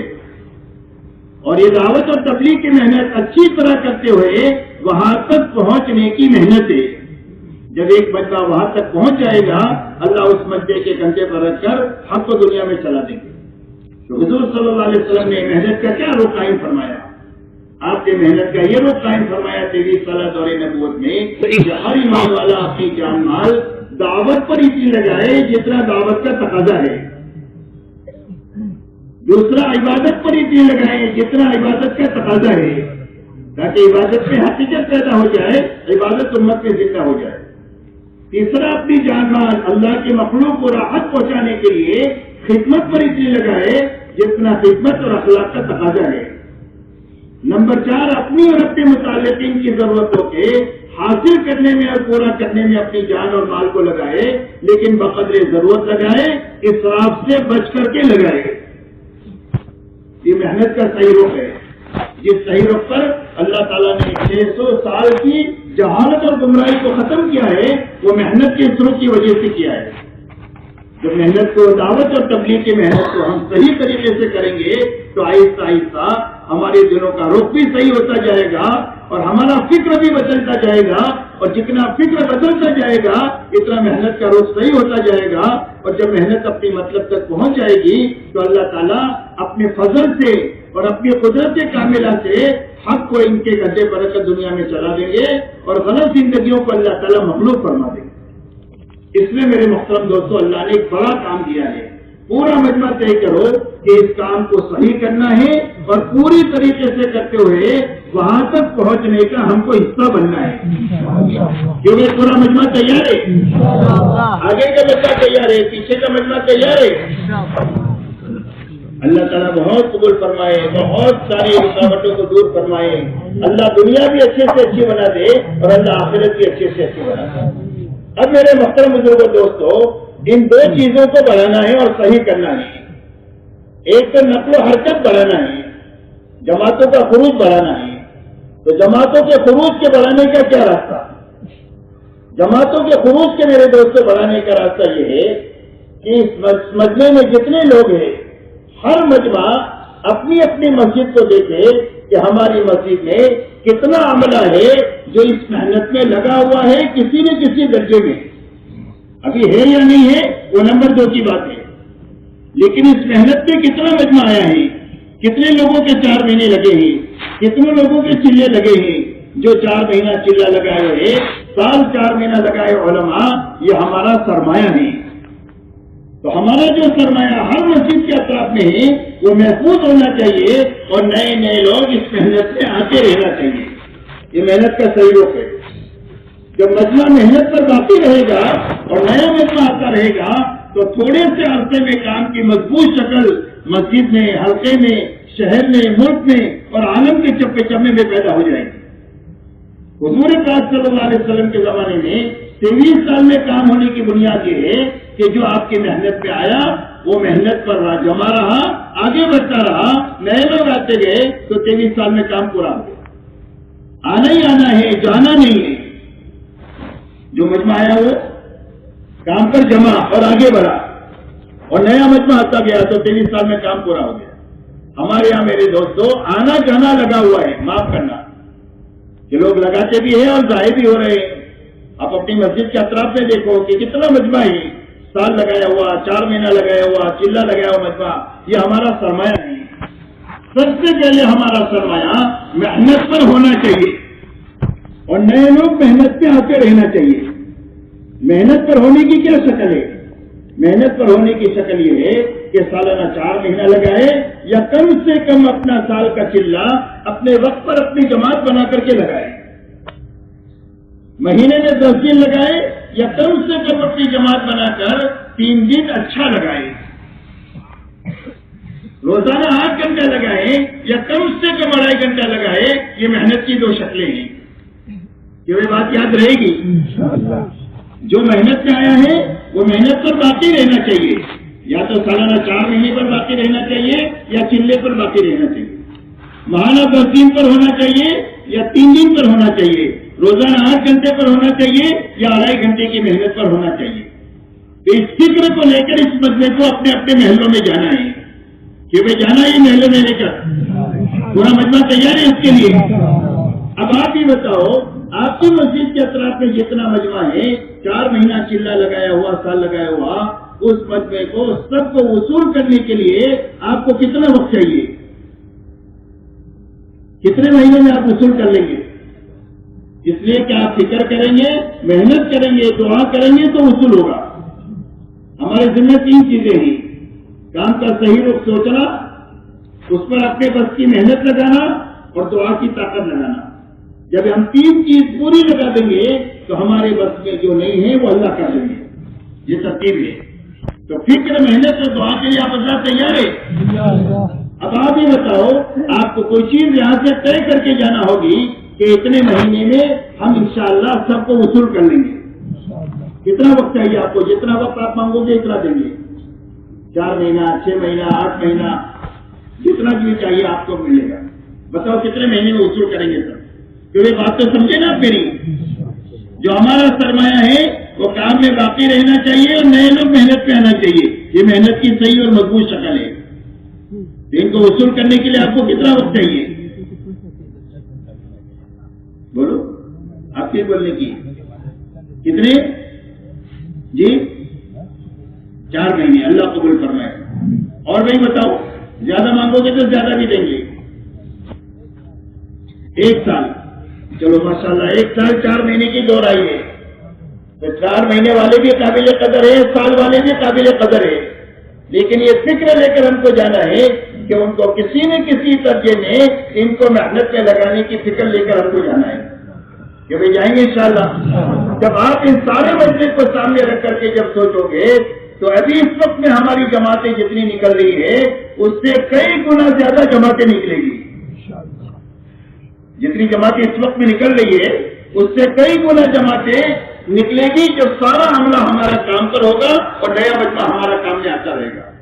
اس لیے ہر جماعت میں 2-3 آدمی پرانے ہوں 8-10 آدمی نئے ہوں. اس طریقے سے جماعتوں کے بنانے کا نظام بنانا تاکہ نقل و حرکت بڑھنی چاہیے اور بڑھتے بڑھتے وہاں تک پہنچے جہاں اللہ کے علم میں پہنچانا چاہیے کہ وہ کریں گے انشاءاللہ. اب یہ سارے ساتھوں کو وقت پر وصول ہو جائے اس کے لیے جو محنت ہے وہ روزانہ کی محنت ہے اور مسجد وار جماعت کی محنت ہے. ایک تو نقل و حرکت بنانا ہے, دوسرا اپنی مقامی محنت کو صحیح بھی کرنا ہے اور اس کو پوری بھی کرنا ہے. مقامی محنت کو صحیح کرنے کے لیے سب سے پہلی بات یہ ہے کہ اپنی مسجد کے اطراف میں یہ دیکھنا ہے کہ ایمان والوں کے کتنے گھر ہیں. جتنے بھی ایمان والوں کے گھر ہیں وہ سارے گھروں کی اور اس میں رہنے والے جتنے افراد ہیں ان سارے افراد کی کم سے کم آخری درجے میں 1 مہینہ ہوتے ہوتے سب کی ملاقات ہونی چاہیے. محنت کا یہ نظام بنانے سے یہ سارا مجمع آپ کا وصول ہو جائے گا. اس لیے کہ سارا مجمع آپ کی مسجد کے اطراف نہیں ہے. جب آپ ہر گھر ہر فرد کی ملاقات کا نظام بناؤ گے اور اہتمام سے وقت لگانے والوں کو لوگے تو انشاءاللہ پورا مجمع آپ کی محنت کے آنے کی وجہ سے اور فکر کی وجہ سے اور دعا کی وجہ سے اللہ دوبارہ ان کو کام میں لے آئے. اس کے لیے محنت کا یہ نظام بنانا کہ 1 مہینہ ہوتے ہوتے ایک گھر ایک فرد کی ملاقات ہو جائے. اس لیے کہ ایک آدمی کی آپ نے آج ملاقات کیا پھر 1 سال کے بعد اس کی ملاقات کریں گے. اب بتاؤ ملاقات کا اثر باقی رہے گا کہ ختم ہو جائے گا؟ اس لیے تعمیری کام اسی وقت میں ہو سکے گا جب ملاقات کا ایسا نظام بنا دیا جائے کہ ہر مہینہ ہوتے ہوتے ایک آدمی کی ملاقات ہو جائے, دوسرے مہینے میں دوسری مرتبہ اس کی ملاقات ہو. تو 3-4 مہینہ ہوتے ہوتے آپ دیکھو گے کہ ہر آدمی آپ کی محنت میں کسی نہ کسی درجے میں آ جائے گا. کوئی 4 مہینہ لگا دے گا, کوئی چلہ لگا دے گا, کوئی 3 دن لگا دے گا, کوئی مسجد کے کسی نہ کسی عمل میں لگا دے گا, کوئی کم از کم نماز پر آنا شروع ہو جائے گا. تعمیری کام کی برکت ہوگی کہ آپ کے ماحول میں دینداری بڑھنا شروع ہو جائے گا.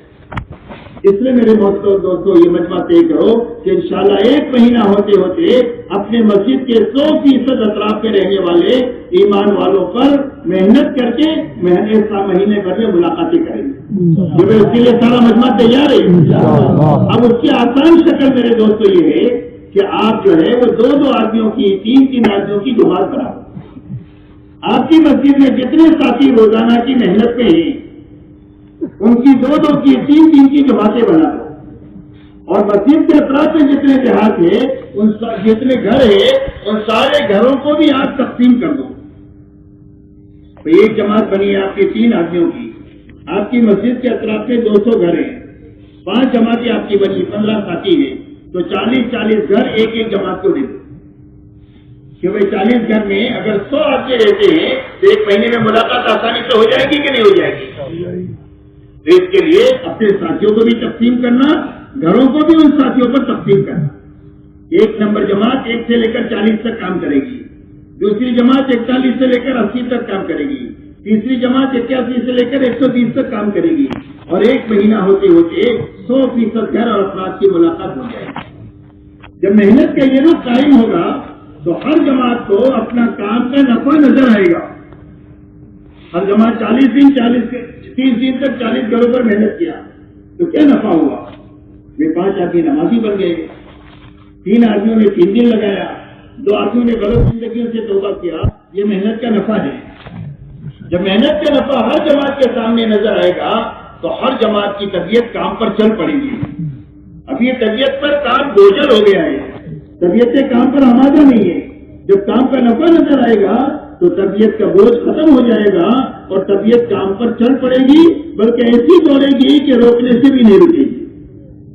اس لیے میرے دوستوں اپنی اپنی مسجدوں کے اطراف میں محنت کا یہ روک قائم کرنا. جو وہ قائم کریں گے بھائی, کون قائم کریں گے یہ روک؟ ماشاءاللہ ماشاءاللہ ماشاءاللہ, اللہ تعالیٰ قبول فرمائے, آسان فرمائے. جب آپ یہ روک قائم کر لو گے تو اب میرے دوستوں آپ کے لیے روزانہ کا جو مشورہ ہے وہ مشورہ آسان ہو جائے گا، اس لیے کہ ہر جماعت کو اپنا کام معلوم ہے، وہ کام تو درست کرنا ہی ہے ان کو، ہر گھر ہر کی ملاقات کے لیے 3 گھروں کی ملاقات سے آج کیا ہے، 4تھے گھر سے آج کام شروع کرنا ہے، جماعت بنی ہوئی ہے، علاقہ بنا ہوا ہے، اب سوچنے کی جو ضرورت ہے ان کاموں کو سوچنے کی ضرورت ہے جو وقتی ہوتی ہے۔ ہماری اس محنت سے 2 تقاضے ہیں، ایک دائمی تقاضا ہے، ہوگا ہر گھر ہر فرد کی ملاقات ہے، ایک وقتی تقاضا ہے، اور وقتی تقاضے ہے وہ یہ ہے کہ ہماری مسجد کے اطراف میں جو بیمار ہے اس کی عیادت کے لیے جماعت کو بھیجنا ہے، کوئی میت ہو گئی ہے اس کی تعزیت کے لیے بھیجنا ہے، کوئی جماعت سے گیا ہے اس کے گھر کی دیکھ بھال کے لیے اس کے گھر کے مردوں سے جا کر ملنا ہے، گھر میں مرد نہیں ہے تو اپنی سمجھدار عورتوں کو گھر میں بھیج کر گھر کے حال احوال لینا ہے، کوئی جماعت اپنی مسجد میں آئی ہے تو اس جماعت کی نصرت کرنی ہے، کمزور جماعت ہے تو اس کے ساتھ لگ کر کے اس کو کام سکھانا ہے، اور مضبوط جماعت ہے تو اپنی مسجد کے کام پر قابو پانے کے لیے ان کو استعمال کرنا ہے۔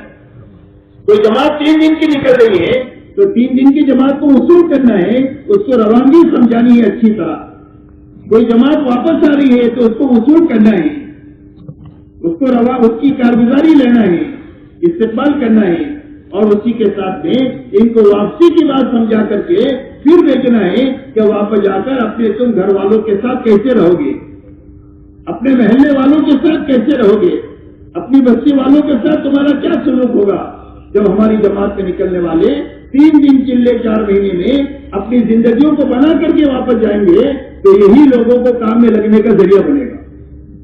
لوگ تقریر سے تبلیغ میں نہیں آئیں گے، ہماری زندگیوں کو بدلتا ہوا دیکھ کر لوگ جوک در جوک تبلیغ کی طرف آئیں گے، اس لیے کہ ہر گھر میں کسی نہ کسی لائن کی پریشانی ہے، کئی باپ کی طرف سے پریشانی ہے، کبھی بیٹے کی طرف سے پریشانی ہے، کبھی بھائی کی طرف سے پریشانی ہے، کبھی شوہر کی طرف سے پریشانی ہے، اور اس ساری پریشانیوں میں لوگ اس کا علاج تلاش کرتے ہیں، اور وہ علاج اللہ نے اس محنت میں رکھا ہے۔ جب اس محنت سے ہماری زندگی بدلے گی تو لوگوں کو راستہ مل جائے گا کہ یہاں جانے سے ہمارے شوہر ٹھیک ہو جائیں گے، ہمارے بھائی ٹھیک ہو جائیں گے، ہمارا بیٹا ٹھیک ہو جائے گا، ہمارا باپ ٹھیک ہو جائے گا، تو لوگ جو کم محنت سے دین کی محنت پہ آنا شروع ہو جائے گا۔ اس کے لیے میرے دوستوں یہ وقتی تقاضے ہیں، ان وقتی تقاضوں پر بھی اپنے سارے ساتھیوں کو استعمال کرنا۔ مسجد کا کام 2-3 آدمیوں کے ہاتھ میں نہیں ہونا چاہیے، بلکہ مسجد کا کام سارے عملے کے ہاتھ میں ہونا چاہیے، اور سارا عملہ کام کا اس وقت میں بنے گا جب ہر عملے سے آپ کام لوگے، ہر ساتھی سے کام لو۔ آپ یہ نہ سمجھو کہ یہ کام میں کر سکتا ہوں میرا ساتھی نہیں کر سکتا، ہر ساتھی میں عالمی استعداد اللہ نے رکھی ہے، جب آپ اس کو محنت پر ڈالو گے تو محنت کرتے کرتے وہ کرنے والا بن جائے گا، گاتے گاتے گویا بن جاتا ہے، کرتے کرتے کرنے والا بن جاتا ہے۔ تو اپنے سارے ساتھیوں کو ان تقاضوں پر استعمال کرنا، یہ وقتی تقاضے ہیں، اور روزانہ کا جو تقاضا ہے وہ ہر گھر ہر فرد کی ملاقات ہے۔ اب بتاؤ یہ سارے تقاضے کیوں بھائی بیٹھ کر مشورہ کرنے سے پورے ہو جائیں گے؟ مشورہ کرنے سے تقاضے پورے ہوں گے؟ نہیں، مشورے میں تو آپ صرف تقاضوں کو تقسیم کریں گے، اور یہ تقسیم صحیح کرنے کی وجہ سے آپ کا مشورہ آسان ہو جائے گا۔ آپ کو صرف کل کی کارگزاری سننی ہے، آج کے وقتی تقاضوں کو تقسیم کرنا ہے، دائمی تقاضے تو سب کو معلوم ہے، تو چند منٹ میں آپ کا مشورہ ہو جائے گا۔ اب مشورے کے بعد کے کام کے تقاضے اس وقت پورے ہوں گے جب روزانہ کم سے کم آپ اپنے گھر کاروبار میں سے 2.5 گھنٹہ فارغ کریں گے۔ 2.5 گھنٹہ ایسے وقت میں فارغ کرنا جس وقت میں لوگ آپ کو ملے، صبح میں ملتے ہیں تو صبح میں فارغ کرو، دوپہر میں ملتے ہیں تو دوپہر میں فارغ کرو، مغرب کے بعد ملتے ہیں تو مغرب کے بعد فارغ کرو، عشاء کے بعد ملتے ہیں تو عشاء کے بعد فارغ کرو، لیکن دیر تک رات میں پھر لوگوں کے گھروں پر نہیں جانا چاہیے۔ عام طور پر جتنے وقت میں لوگ جاتے ہیں اور ملنا مناسب سمجھتے ہیں، اتنے وقت میں ان کے پاس جا کر ان کی ملاقاتیں کریں۔ اب ملاقاتوں کے لیے کیوں وقت چاہیے کہ نہیں چاہیے؟ اگر وقت ہوگا، وقت نہیں ہوگا تو کوئی کام ہوگا بھائی؟ وقت نہیں دیں گے تو اس کی مثال ایسی ہے جیسا کہ آپ کے گھر میں ورزش کی سائیکل ہوتی ہے۔ ایک سائیکل تو روڈ پر ہے جس پر بیٹھ کر آدمی کام پر جاتا ہے، اور ایک ورزش گھر میں ہوتی ہے جس میں بیٹھ کر آدمی ورزش کرتا ہے۔ اب وہ گھر کی سائیکل کیا بتاتی ہے میٹر میں کہ تو 50 کلومیٹر آگے دنیا سے آگے نکل گیا، اور ایک اینٹ وہ سائیکل اپنی جگہ سے ہلی نہیں. تو بیٹھ کر مشورہ کریں گے، باتیں کریں گے. ہاں تو میرے دوستوں کوئی بھی کام ہونے والا نہیں آتا. مشورے کے بعد وقت فارغ کریں گے تو ہر دن ہمارے کام کے بڑھنے کا ذریعہ ہوگا. اس لیے اس کے لیے کم سے کم 2.5 گھنٹے فارغ کرنا. کیونکہ 2.5 گھنٹے سب کے پاس ہے کہ نہیں ہے؟ کیونکہ ہے تو کون کون فارغ کرے گا 2.5 گھنٹے؟ ماشاء اللہ، واہ بھائی واہ، اللہ قبول کرائے. کم سے کم 1.5 گھنٹہ، 2.5 گھنٹے میں کم سے کم 150 منٹ ہوتی ہے. تو ہر آدمی گھڑی لے کر 150 منٹ لگائے. وقتی تقاضے سامنے آئے ہیں تو وقتی تقاضوں میں اپنا وقت لگا کر کے روز کے تقاضے پر اپنا کام شروع کریں. روزانہ ملاقاتوں کا نظام ہو، اور ان ملاقاتوں میں صرف تشکیل نہیں ہونا چاہیے، بلکہ ان ملاقاتوں میں سب سے پہلے موقع میں دیکھ کر آپ ایمان کی بات کرو. اللہ کی بھلائی، اللہ کی قدرت، اللہ کے خزانے، اللہ کے احسانات، یہ ساری بدی چیزیں ہیں، یہ لوگوں کے سامنے پیش کرنا. پھر اتنے بڑے اللہ کو ساتھ دینے کا راستہ کیا ہے؟ کہ اللہ کے حکموں پر عمل کرنا ہے، نافرمانی سے بچنا ہے. تو حکموں پر چلنے کا نفع سمجھانا، بے حکمی کا نقصان سمجھانا. تیسرا آخرت سمجھانا. یہ 3 بنیادیں ہر ایمان والے کے سامنے پیش کر کے ہمارا ہر کام کرنے والا روزانہ کم سے کم 2 گھنٹہ 2.5 گھنٹہ ایمان کو بولنا چاہیے، آخرت کو بولنا چاہیے، دین پر چلنے کے فضائل کو بولنا چاہیے، اور بے دینی کے نقصانات کو بولنا چاہیے. تو لوگوں کے اندر میں تو ماحول بنے گا، محنت کرنے والے روز ترقی کرتے چلے جائیں گے. اس لیے ان بنیادوں کو سمجھ کر اب 4 مہینے کی تشکیل کرنا. 4 مہینے کی تشکیل آپ اس وقت میں کر سکیں گے جب آپ کی مسجدوں میں 4 مہینے کی جماعت کا عنوان ہوگا. ہر مسجد میں جس سے 5 عمل ہوتے ہیں، کم سے کم سال میں 1-2 جماعتیں 4 مہینے کی نکلے.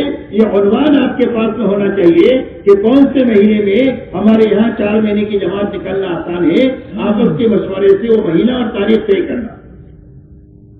اس کے بعد جو ساتھی 4 مہینے میں نہیں جا سکتے ہیں، ان کی چلوں کی تشکیل کرنا، ان کے اوقات طے کرنا کہ کون سے مہینے میں کون سا ساتھی چلا لگائے گا، تاکہ آپ کی مسجد میں ہر وقت پہ تقاضے رہنا چاہیے 4 مہینے کی جماعت کے، چلوں کی جماعت کے، ہر ہفتے میں 3 دن کی جماعتوں کے، تاکہ آپ لوگوں کی ملاقات میں جب جائیں تو آپ کے ذہن میں کام ہونا چاہیے. اس کام کو لے کر لوگوں کے پاس آپ جائیں. جب کام لے کر آپ لوگوں کے پاس جائیں گے تو آپ کی بات میں وزن پیدا ہو جائے گا. اس لیے کہ جس سے آپ ملیں گے اس کو یا تو آپ کو 4 مہینے کے لیے تیار کرنا ہے، ایمان آخرت کو بتا کر. 4 مہینے کے لیے تیار نہیں ہوا تو چلے کے لیے تیار کرنا ہے. چلے کے لیے نہیں تیار ہوا تو 3 دن کے لیے تیار کرنا ہے. جب آپ اوپر سے نیچے آئیں گے تو انشاءاللہ آپ کی 3 دن کی جماعتیں اتنی بڑھے گی کہ اس کے بڑھنے کی وجہ سے سال میں چلے 4 مہینے کی جماعتیں بڑھ جائیں گی. سال میں چلے 4 مہینے کی جماعتیں جتنی بڑھے گی جتنی 3 دن کی جماعتیں بڑھیں گی.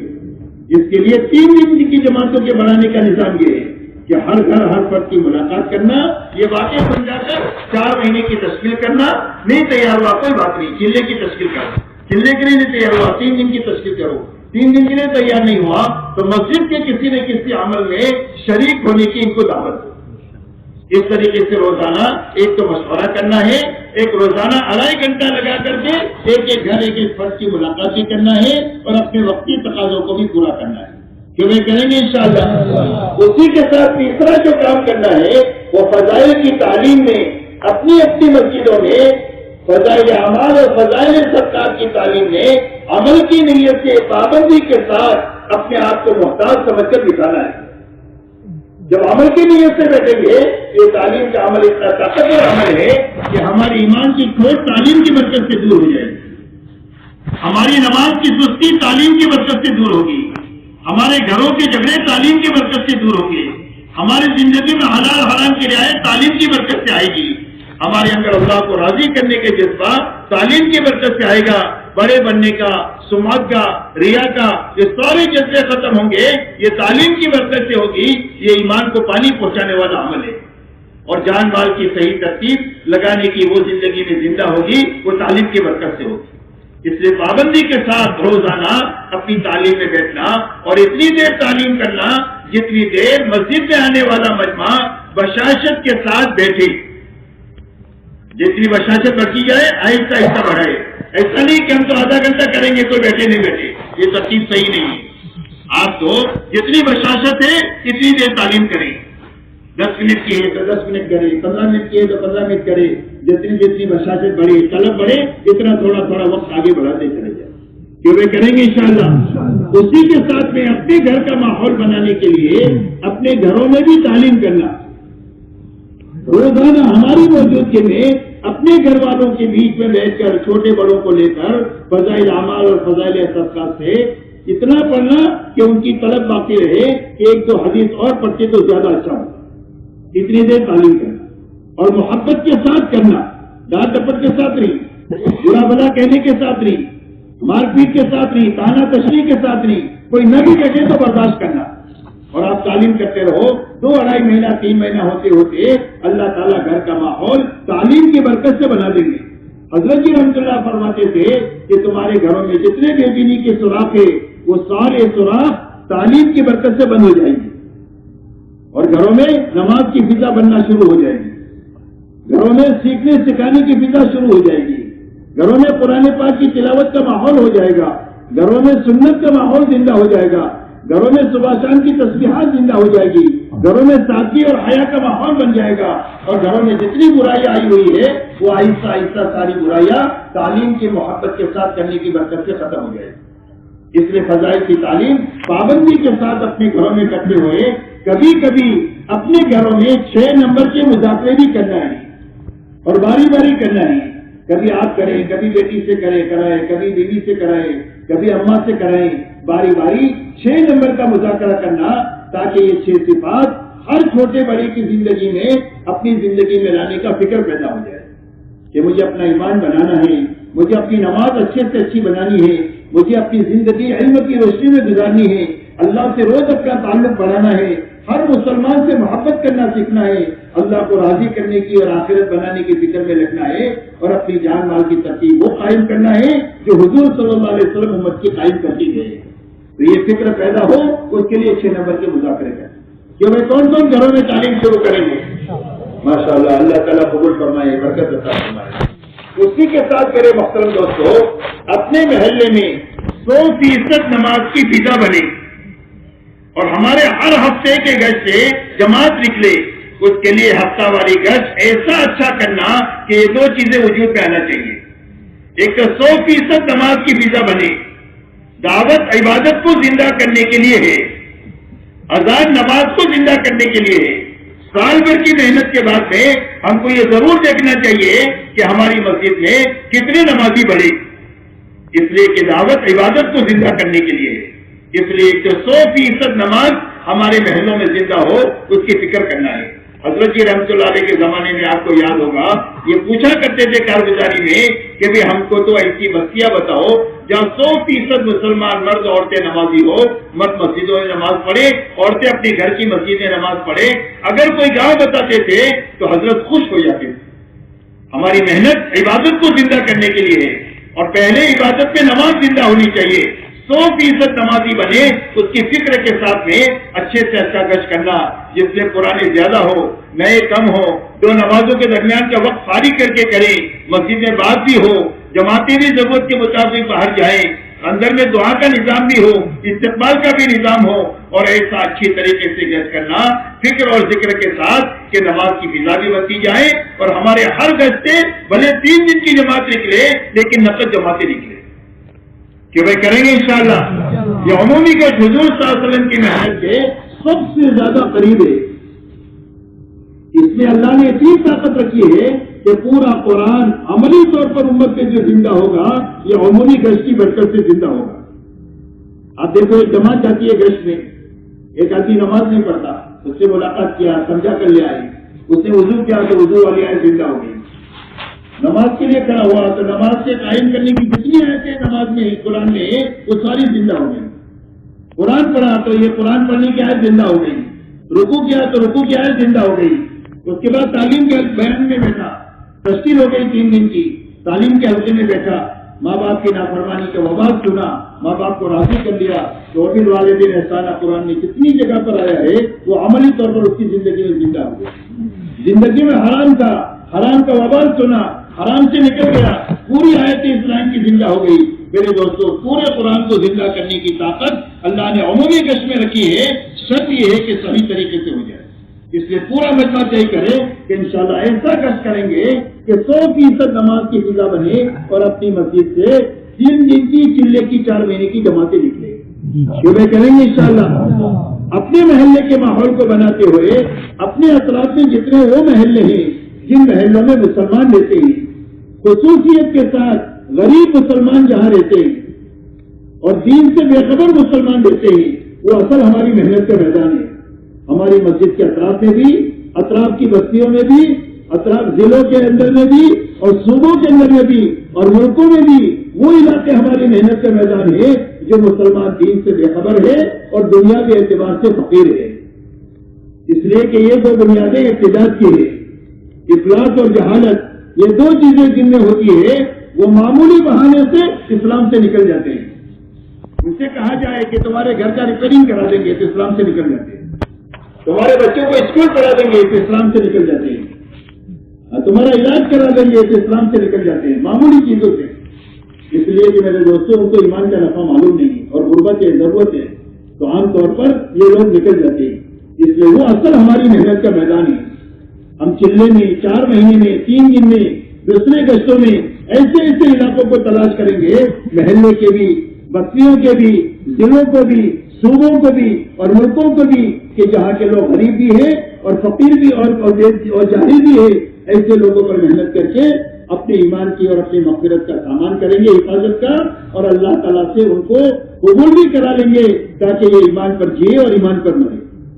اس کے لیے ایسے محلوں میں دوسرے گشت کے ذریعے سے 2 مہینہ 3 مہینہ محنت کر کے وہاں کے لوگوں کو 3 دن اپنے ساتھ لے کر کے ان کو اچھی طرح کام سمجھا کر کے ان کو وہاں پر مسجدوار جماعت بنا دینا۔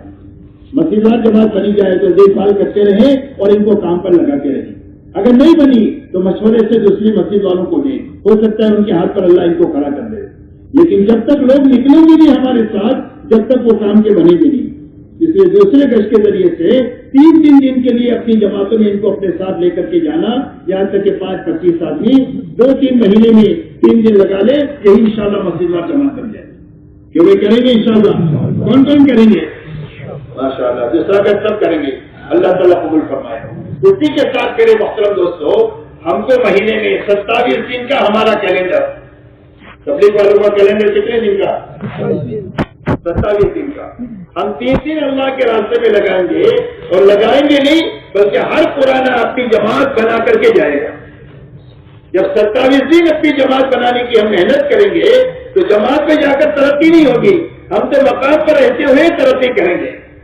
اس لیے کہ جماعت کو صندوق میں نہیں رکھی ہے کہ آپ تالا کھول کر نکال دو گے۔ جماعت نکالنے کے لیے بہت پاپڑ کھیلنے پڑتے ہیں، پورا مہینہ 50-100 آدمیوں کی آپ ملاقات کریں گے، ایمان آخرت کی بات کریں گے، دین کا نفع بے دینی کا نقصان سمجھائیں گے، تو جا کر 10-12-15 آدمی آپ کے ہاتھ لگیں گے۔ تو ہماری ترقی کا اور بنتے رہنے کا ذریعہ یہ جماعت کے بنانے کی محنت ہے۔ تو ہر ساتھی اپنی جماعت بنانے کی محنت کے ساتھ پورا مہینہ لگائے اور 27 دن اپنے گھر کاروبار کو حلال طریقے سے کرتے ہوئے 3 دن اللہ کے راستے میں لگائے اور اپنی جماعت بنا کر کے لگائے۔ کیوں میں لگائیں گے انشاءاللہ؟ کون اپنی جماعتیں بنائیں گے انشاءاللہ؟ ماشاءاللہ، واہ بھائی واہ، واہ بھائی واہ۔ جو حضرات ایسے ہیں کہ جن کی ابھی تک استعداد نہیں بنی جماعت بنانے کی، وہ کوشش کرے 2 آدمی 3 آدمی اپنے ساتھ نئے رہنے کی۔ ہر آدمی کا سرکل ہوتا ہے، ہر ایک کے دوست ہوتے ہیں، ہر ایک کے ملنے جلنے والے ہوتے ہیں، ان کی ترغیب دے کر کے ان کو اپنے ساتھ 3 دن میں لینا۔ جتنے آدمی ہم کام کے بنائیں گے یہی ہماری کمائی ہے۔ ہو سکتا ہے اس میں کوئی ہیرا آپ کے ہاتھ لگ جائے اور وہ سینکڑوں آدمیوں کو بنا دے، تو وہ آدمی تو آپ کے حصے میں ہوگا، وہ سینکڑوں آدمی بھی آپ کے حصے میں ہوں گے، اور سینکڑوں آدمی نے 1000 آدمیوں کو بنایا تو 1000 آدمی بھی آپ کے حصے میں ہوں گے۔ یہ اتنی بڑی کمائی کا راستہ ہے آدمی بنانا کہ اس کی بڑی کمائی دنیا میں کوئی نہیں ہوتی۔ اس لیے میرے دوستوں، آدمی بنانے کے لیے اپنی جماعتیں بھی بنانا، اور جو جماعت نہیں بنا سکتے ہیں وہ 2-2, 3-3, 4-4 ساتھی اپنی محنت کر کے اپنے ساتھ نئے لے کر کے اللہ کے راستے میں جائیں۔ اب 3 دن میں میرے دوستوں 2 کام کرنا ہے، ایک تو وقت پورا کرنا ہے، ایک اعمال پورا کرنا ہے۔ کیا کرنا ہے؟ ایک تو وقت پورا کرنا. کیوں بھائی 3 دن میں کتنے گھنٹے ہوتے ہیں؟ بولو 72 گھنٹے پورے لگانا. ایک تو کنویں کے اندر میں 172 ہاتھ سے پانی ہے, آپ کے پاس 70 ہاتھ کی رسی ہے, کتنے پانی ملے گا؟ کتنی رسی چاہیے؟ 72 ہاتھ کی. ایسا ہی 3 دن سے پورا نفع اٹھانے کے لیے 72 گھنٹے چاہیے.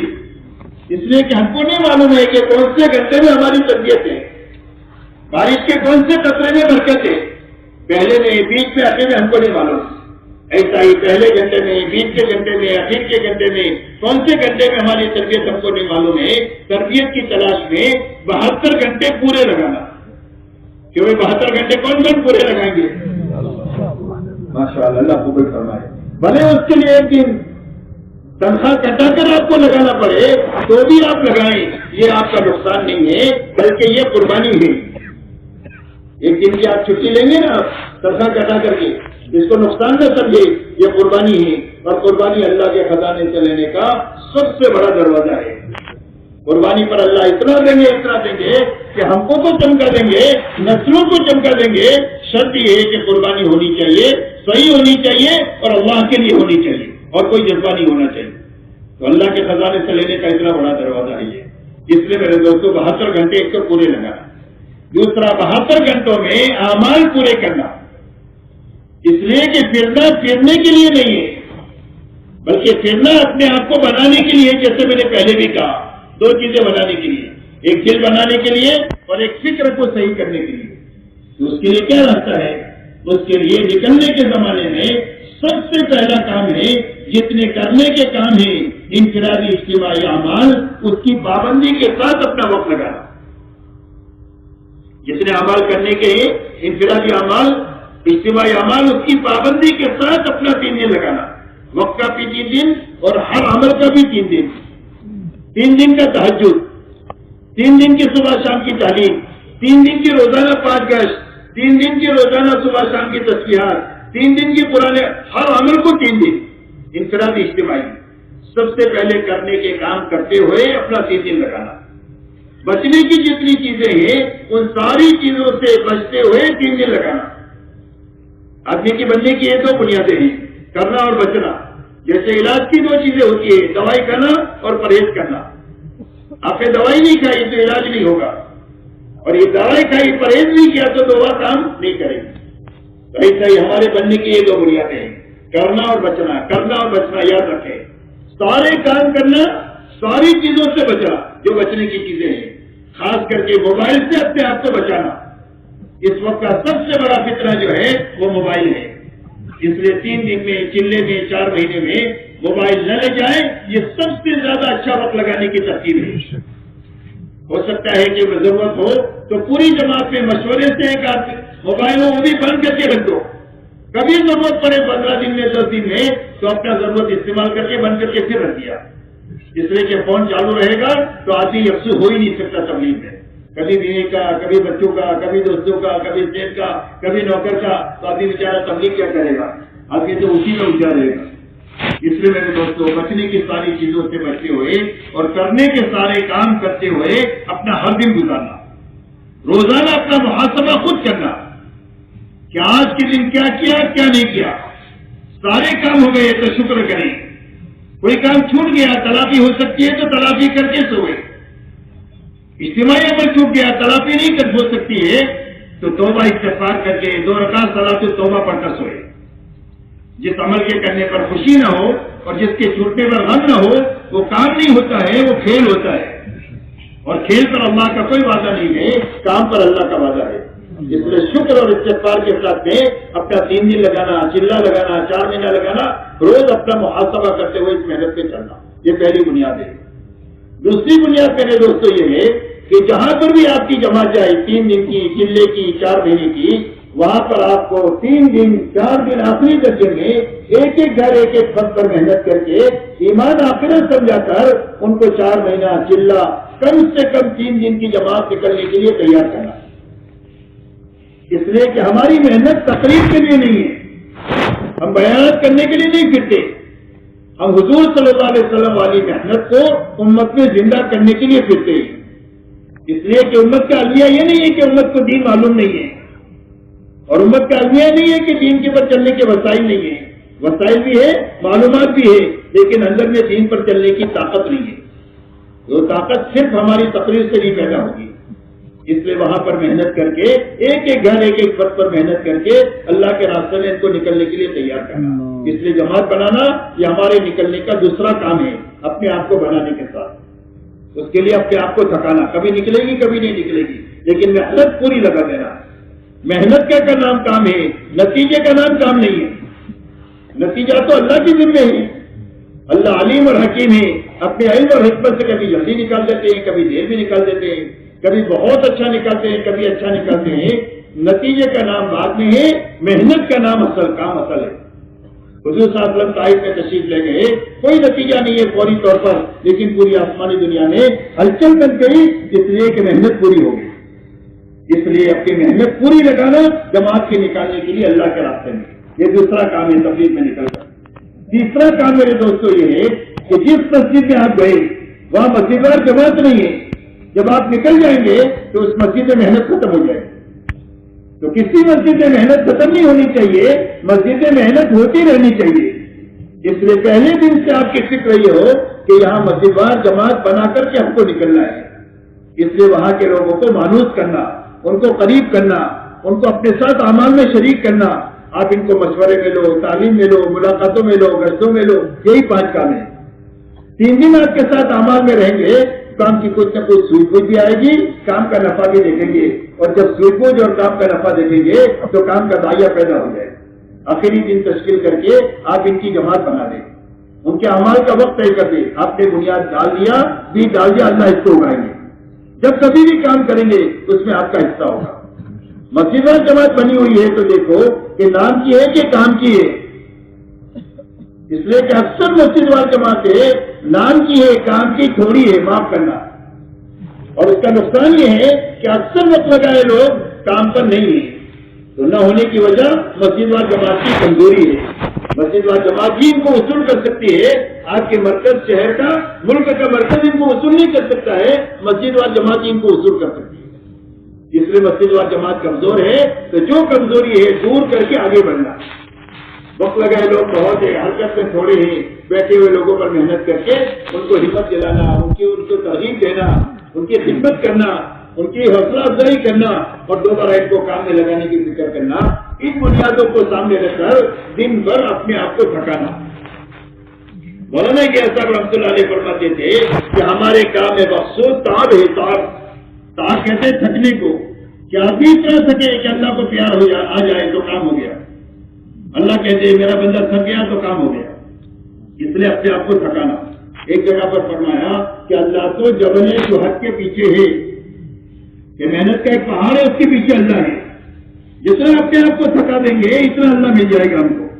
اس لیے دن بھر اپنے آپ کو خوب تھکانا، اپنے اعمال کے کرنے میں، بچنے کی چیزوں سے بچنے میں، جماعت کے نکالنے کی محنت میں، جماعت کے بنانے کی محنت میں، بنی ہوئی جماعت ہے تو اس کو کام پر لگانے کی محنت میں، بیٹھے ہوئے لوگوں کو کام پر کھڑا کرنے کی محنت میں، دن بھر اپنے آپ کو تھکانا، اور رات کو اچھا وقت لے کر کے اللہ کے سامنے نماز میں، دعا میں، آہوزاری میں لگنا۔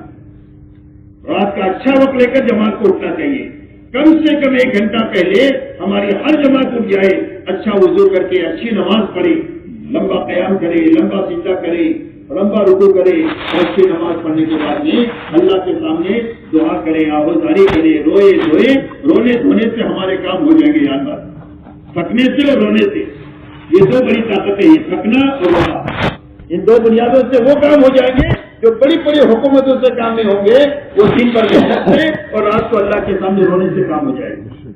اس لیے کہ میرے دوستوں ہمارا پورا کام دعوت اور دعا ہے۔ یہ نقل و حرکت کی مثال برتن کی ہے، تو برتن کی طاقت کس میں ہے؟ اس کے اندر کی چیز میں ہے۔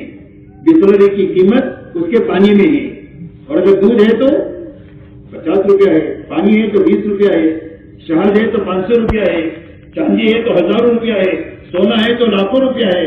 زر کی قیمت مضروب کی وجہ سے ہوتی ہے۔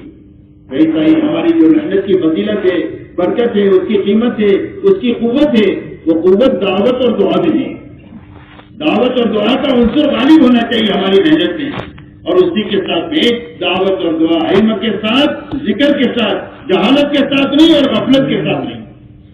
اس لیے گھنٹوں بیٹھ کر تعلیم کے حلقوں میں علم لینا اور نماز کی کثرت سے، تسبیح کی کثرت سے، قرآن پاک کی تلاوت کی کثرت سے اللہ سے روز اپنا تعلق بڑھانا، اور اخلاق کے ساتھ، بد اخلاقی کے ساتھ نہیں، اور منمانی کے ساتھ نہیں، قربانی کے ساتھ. اس لیے کہ جب قربانی کے ساتھ اس محنت کو ہم کریں گے تو قربانی پر اللہ ایک ہدایت کا انعام دیں گے. اللہ نے قرآن میں فرمایا جو ہمارے راستے کا مجاہدہ کریں گے، محنت کریں گے، تھکیں گے، ہم ضرور بھی ضرور ان کو ہدایت دیتے رہیں گے. اور اللہ نے فرمایا وَيَهْدِي إِلَيْهِ مَن يُنِيبُ، فرمایا جو اللہ کی طرف رجوع کرے گا، انابت کرے گا، اللہ تعالیٰ اس کو ہدایت دیں گے. اس لیے دعوت اور دعا، علم اور ذکر کے ساتھ، اخلاق کے ساتھ، منمانی کے ساتھ، قربانی کے کا ساتھ نہیں بلکہ قربانی کے ساتھ، اور اپنے آپ کو ایسا تھکانا کہ اللہ کو پیارا ہے. اس لیے میرے دوستو اللہ پہلا انعام ہدایت دیں گے، دوسرا انعام اللہ حلال روزی دیں گے اللہ کے خزانے سے مجاہدے پر، تیسرا انعام اللہ عافیت دیں گے. اللہ عافیت اللہ کی طرف سے اتنی بڑی نعمت ہے کہ زندگیوں میں عافیت آ جائے تو جینا بھی آسان ہو جائے، مرنا بھی آسان ہو جائے. اور اللہ نے صحابہ کو یہ تینوں انعامات عطا فرمائے. ہدایت کا وہ مقام عطا فرمایا کہ جو اللہ کی پسندیدہ تھا. حضور صلی اللہ علیہ وسلم فرماتے ہیں میرے سارے صحابہ ستاروں کے مانند ہیں، جن کے پیچھے بھی چلو گے وہ تم کو اللہ تک اور جنت تک پہنچا دیں گے. ہدایت کا مقام اللہ نے اس کو عطا فرمایا. اللہ نے اتنی روزی دیا، اتنی روزی دیا کہ وہ ان کے اولاد صدیوں تک کھاتی کھلاتی رہی، ختم ہو کر کے نہیں دیا. اللہ نے ایسے عافیت کے حالات پیدا کیے کہ کوئی میلی نگاہ سے ان کی طرف دیکھ نہیں سکتا. اللہ نے ایسے عافیت کے حالات پیدا فرما دیے. اس لیے میرے دوستو ہمارے اور پوری امت کے اور انسانیت کے مسائل کا حل اس مبارک طریقے میں ہے جس طریقے کو حضور صلی اللہ علیہ وسلم امت کے لیے رائٹ فرما کر کے گئے ہیں. وہ سب سے زیادہ شارٹ کٹ راستہ ہے اور یقینی راستہ ہے زندگی کا بنانے کا. جس سے پورا مجمع طے کرو کہ اپنی محنت کو صحیح بھی کرنا ہے اور پوری بھی کرنا ہے، کیونکہ سارا مجمع تیار ہے اس کے لیے. اب اس کے لیے آپ حضرات کے سامنے جو تقاضے ہیں وہ بیٹھ کر کے آپس میں اس کے عزائم کر لیں، ارادے کر لیں، اس کے بعد پھر اپنی ضروریات سے فارغ ہو. میں نے بہت وقت پر بات ختم کر دیا ہوں، اس کے لیے آپ کو وقت دیا ہے. آپ جو تقاضے باقی ہیں اس کو آپ پورا کر لیں. اسی طرح بیٹھے رہیں. گزارش ایسی ہے ہلکے لگا کر ہم عزائم کریں گے. سارا مجمع ایک تو پہلی نیت کرے، گھر میں جاتے ہی تعلیم شروع کریں گے، ٹھیک ہے نا انشاءاللہ. اور ابھی بیٹھ کر 2.5 گھنٹہ ہم کب لگائیں گے، 3 دن کس ہفتے میں دیں گے، اور اس سال کا چلہ یا 4 مہینہ ہمارا کب لگے گا. جو نقد جا رہے ہیں تو نقد جائیں گے یہاں سے، باقی احباب سب ارادے لے کر جائیں اور اللہ سے یہاں سے قبول کروا کر جائیں کہ اللہ ہم نے ارادہ کر لیا ہے اپنے بس کا، اور ہم کوشش کریں گے، آپ آسان کر دیجیے. تو ذرا بیٹھ کر 2-4 منٹ لگیں گے، بیٹھ جاؤ، ایسے ہلکے لگا لو. کون کب لگائے گا ایک دوسرے کو بتا دو. اور دعا نیت ارادہ تو ابھی جانے والوں سے گزارش ہے ذرا یہ کام کر کے جائیں. 2-4 منٹ اور لگیں گے. دوبارہ 10 بجے جڑنا ہے ہم کو، 10 سے پہلے. اور